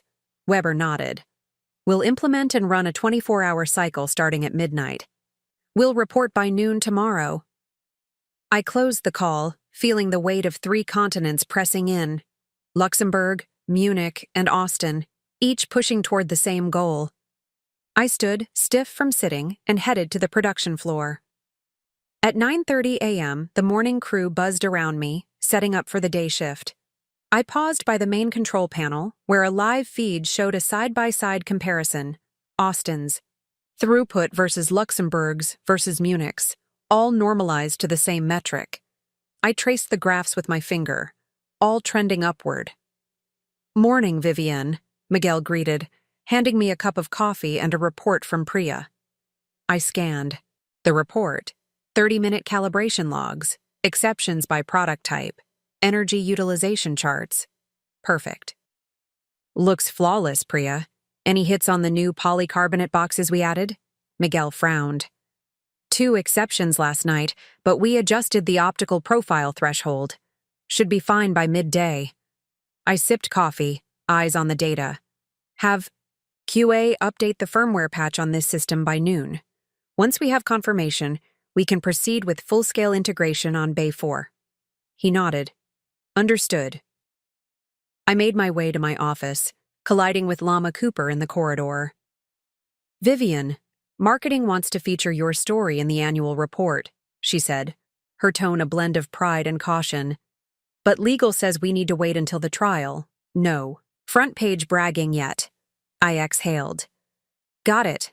I'll work with legal to draft an appropriate press release after mediation. She studied me. You okay? I forced a small smile. Yes, just juggling a lot. She patted my shoulder before moving on. I sank into my chair, opening my inbox. A message from Klein. Mediation scheduled for next Tuesday. Location, Houston. Please review attachment. I downloaded the PDF, a proposed settlement structure, draft confidentiality agreements, and mediation rules. Reading through it, I noted key points. Heinz would demand cross-licensing terms, upfront, royalty payments, and limitations on Kearney Dynamics' ability to sublicense. In return, they'd withdraw the infringement suit. But I had to protect our expansion plans. Anything that hindered our growth or forced us to relinquish control was unacceptable. I drafted margin notes. Propose a lower royalty rate for exclusive launch in North America, 5% on net sales. Non-exclusive rights in Europe at 3% for 3 years. Include a clause to allow sublicensing to strategic partners. Resist requirement to share proprietary code with Heinz. Offer a cap on license fees for the first 2 years. Next, I checked. My schedule, 11 a.m., 12:30 p.m., a fire drill safety meeting, 1 p.m., Kalam Khan's group meeting, 3 p.m., a progress review with Victor, 4:30 p.m., a call with Tyler's lawyer regarding his departure. At 11 a.m., I sat through the mandatory safety meeting, exhausting but necessary. Everyone took turns sharing safety statistics, but my mind wandered to legal strategies. At 1 p.m., I gathered the R&D leadership around a round table in the conference room. Holographic projection showed a 3D model of the sweep and sort system. I motioned to the screen. In Munich, we need to integrate the firmware patch by mid-morning. Tomorrow, Luxembourg's pilot is stable. I need all teams to send their exception logs to the central database by EOD. This afternoon, we finalize the mediation position. Let's start with a recap of technical performance. Priya? Priya presented graphs. Energy consumption down by 12%, error rates below 0.04%. Questions flew. Do we have enough factory floor technicians to maintain 3 global sites? Should we allocate budget for an AI-driven predictive maintenance submodule? I fielded each one, assigning tasks. At the end, we had action items. Finalize firmware integration by night shift. Compile global exception report. Prepare mediator briefing book. By 2:45 p.m., I headed to Victor's office, corner office overlooking the plant. He greeted me with a stack of spreadsheets. Vivian, the quarterly budget is tight. We need to show projected cash flows for Q3 and Q4, especially if we're paying Heinz royalties. I leaned against his desk. We're not paying them if we can avoid it. But let's assume a worst-case scenario with a 5% royalty. I've run numbers.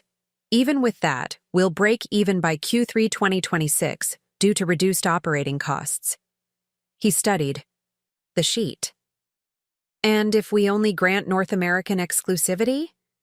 I nodded. Then we're looking at 7% break-even push but still within acceptable margins. The real variable is how quickly Europe and Munich scale. He exhaled. Okay, let's finalize these projections and send them to the board. At 3:30 p.m., I dashed to Tyler's termination meeting. In a nondescript conference room sat Michael Torres from HR, a representative from legal, and Tyler Graham himself, pale, shoulders slumped. Vivian, Michael began, we have completed our investigation. Based on forensic reports, Tyler, the company is terminating your employment for unauthorized code commits and breach of trust. Tyler's eyes darted from me to Michael. Look, I made a mistake, but I was under pressure from someone else. They said if I didn't insert the code, they'd leak sensitive data about my family. His voice cracked. My heart clenched. Tyler, you should have spoken to me. We could have protected you. He shook his head. I was afraid. I thought I could fix it myself. It seemed easier than asking for help. Michael's expression hardened. Regardless, we must follow protocol. Please turn over your company devices and security badge. You'll receive final pay and severance in accordance with policy. Tyler rose, defeated. He handed over a USB drive and his pass card. As he passed me, he whispered, Vivian, I'm sorry. I nodded, swallowing the lump in my throat. Good luck, Tyler. He offered a broken nod before leaving. The door closed behind him. I exhaled and shook my head. Another casualty in this war. By 4 p.m., I returned to my office, my desk cluttered with papers and empty coffee mugs. I dialed Klein. Wesley, let's discuss mediation strategy. I reviewed the draft. What do you think of the cross-licensing thresholds? He spoke thoughtfully. I think we can negotiate from a position of strength. Europe is up and running. The injunction is denied. We should propose a limited license for North America with a 3% royalty, plus a 1% sublicense fee. Structure it so that if Heinz falls below certain sales targets, we reduce royalties further. I typed notes. Got it. And for Europe, we maintain exclusivity through 2027, after which it becomes non-exclusive at 1.5%. That should deter them from pushing back. He agreed. Let's finalize by tomorrow morning. Also, prepare to discuss indemnification clauses for potential IP challenges. They'll want you to guarantee that your patent doesn't infringe anyone else's rights. I winced. I'll have to check the European prior art again, but I think we're safe. Good. I'll send a red line proposal by tonight. I hung up, then took a moment to breathe. The hours had blurred together, a whirlwind of calls, meetings, and confrontations. Now, the next battleground was the mediation table. At 5 p.m., I packed up files and shut down my laptop. Walking through the production floor, the conveyor belts hummed their evening lullaby. Technicians cleaned calibrators, and a few stayed late to monitor system metrics. I paused at the central dashboard. Global throughput counters: Austria, $20,600 H; Germany, $19,800 H; Austin, $22,300 H. Green lights indicating optimal. I smiled. Our system was alive and thriving. Despite every sabotage attempt, lawsuit, and internal betrayal, we had built something real. That night at home, I prepared for Friday's board demo. My presentation was a sleek slideshow: global integration statuses, financial impacts, projected timelines. But I also intended to share a personal sidebar: how Tyler's breach had underscored the vulnerability of digital IP and the lengths to which we must go to protect innovation. I drafted my talking points, then uploaded the deck to the shared drive. By 10 p.m., exhaustion finally caught up. I collapsed onto my bed, my body thankful for rest.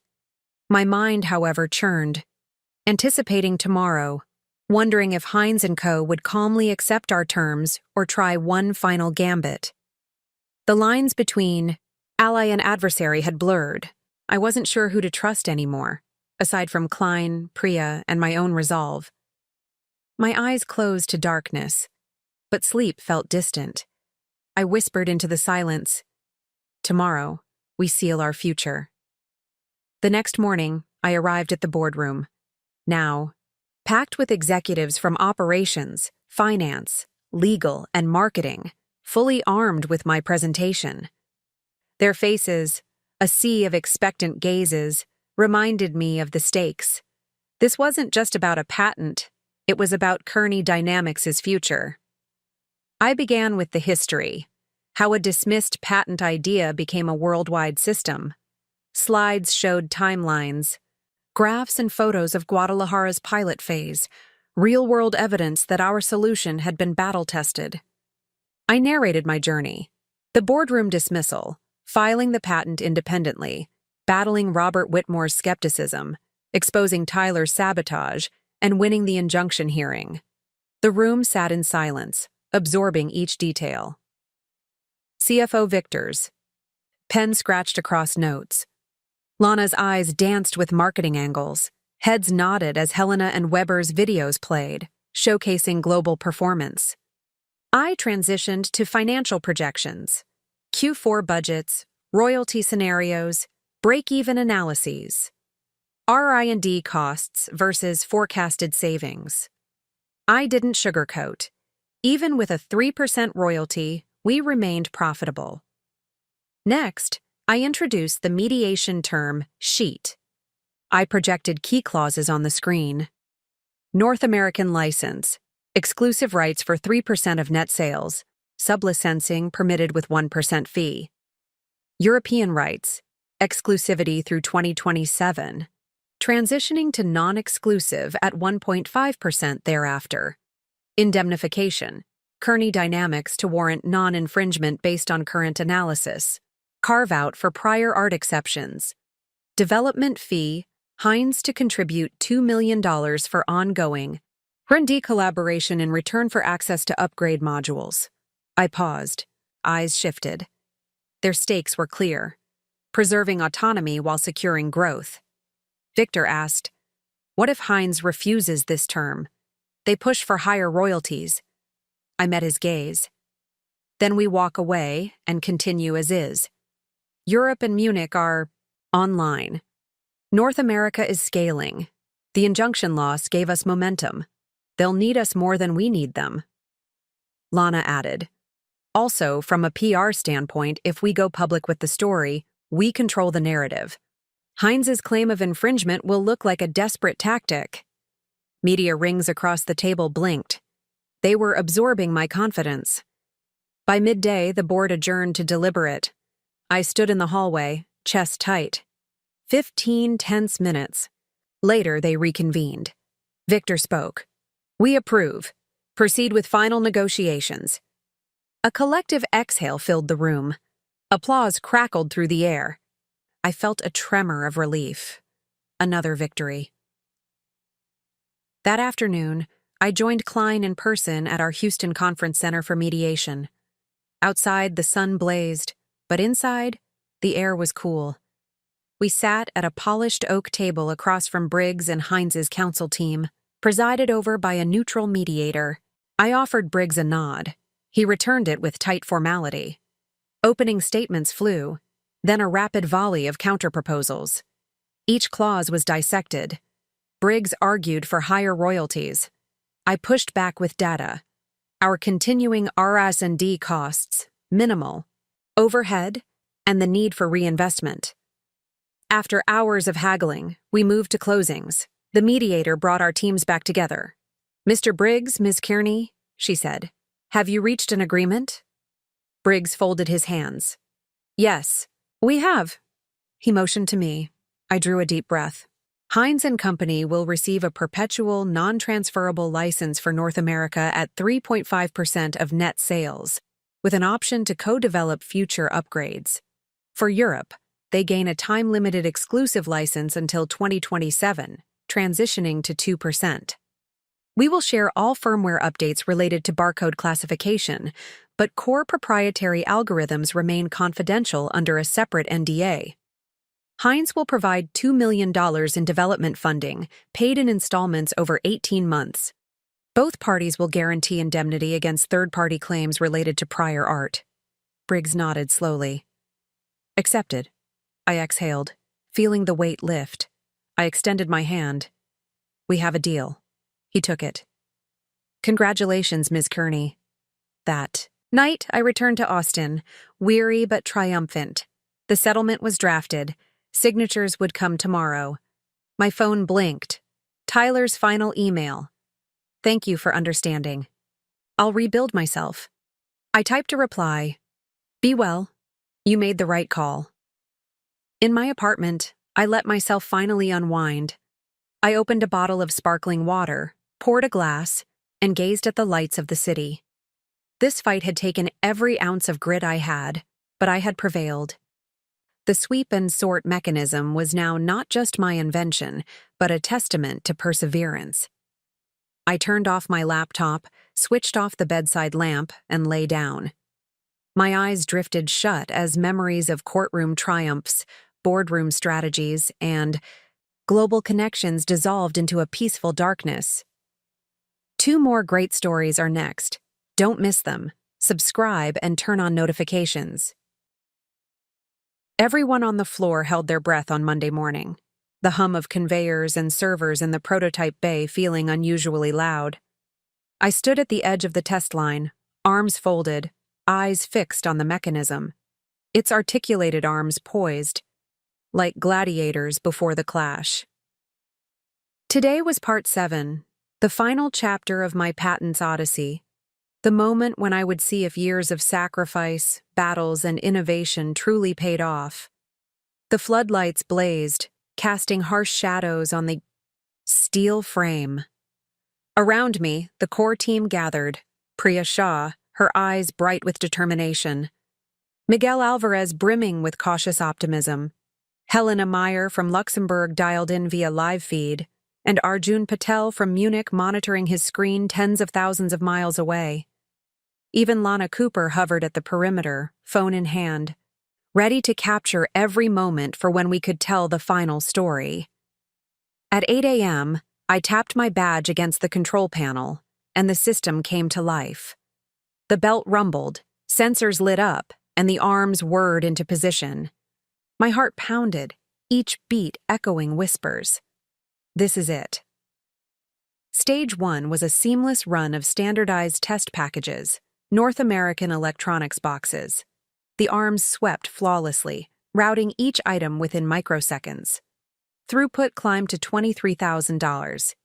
Units per hour with an error rate hovering at an almost non-existent 0.01%. A swell of pride warmed me, but I kept my expression neutral. The real test lay ahead.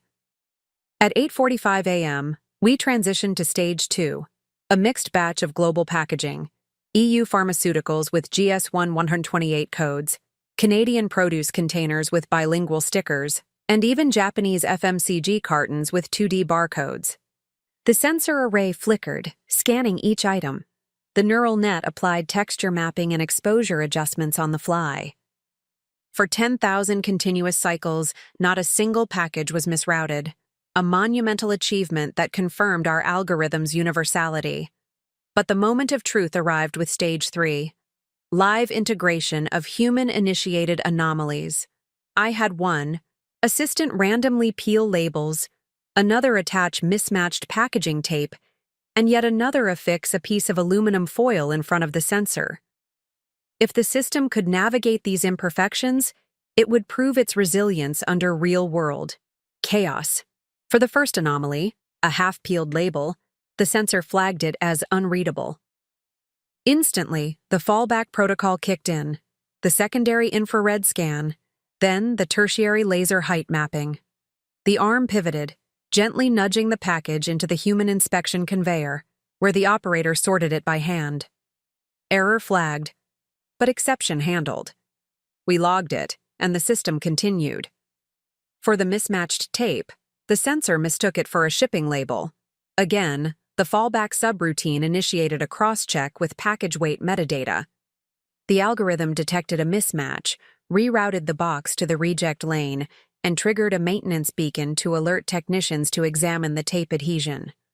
No misroutes, but the final challenge loomed at 9:30 a.m.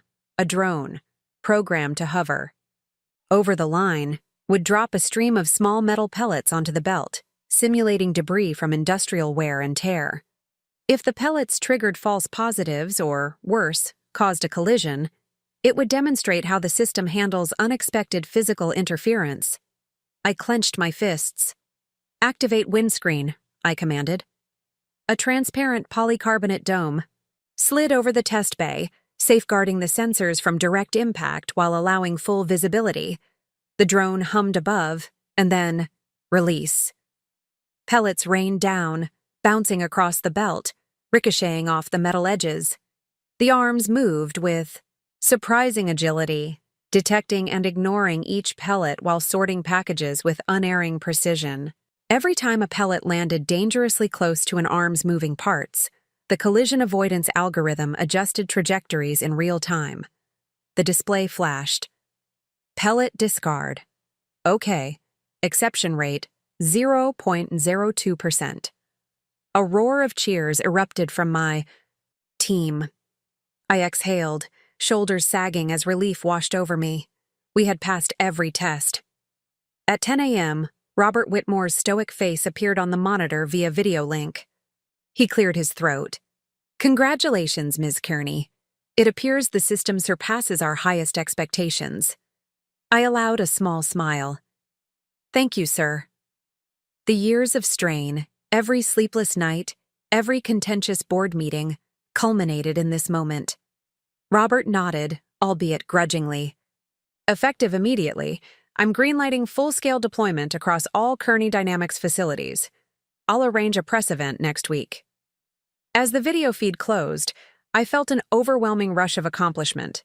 But I also sensed a new horizon of responsibility, scaling manufacturing, aligning global teams, and staying ahead of copycats. This was now no longer just a patent, it was an enterprise. At 11 a.m., I joined the core team in the control room. The screens displayed a seamless transition from test to live mode. I turned to Helena, her face aglow through the feed. "What's the latest from Luxembourg?" She beamed. "We passed mid-cycle test at 99.7% accuracy for continuous 24-hour operations. Production line will start at 6 p.m. CET. Arjun added, Munich just finished simulated logistics run. No errors detected. They're ready for 8-hour live pilot tomorrow." Triumph rippled through the room. Priya hugged me. "We did it, Vivian." I embraced her. We did it together. By midday, I convened a final wrap-up meeting. I laid out our path forward. Full-scale U.S. deployment by next quarter, ongoing European expansion, and an R&D roadmap for Phase 3, predictive maintenance using machine learning to anticipate failures before they occurred. Victor Chang joined us virtually. "Vivian, the board's impressed. We'll allocate an additional $5 million for Phase 3 development. Congratulations." I nodded, gratitude welling up. "Thank you. We'll use it wisely." I dismissed the meeting and found myself alone in the control room, surrounded by the steady hum of machines that had become the heartbeat of my life. I approached the main panel and gently placed my hand on it, reflecting on the journey.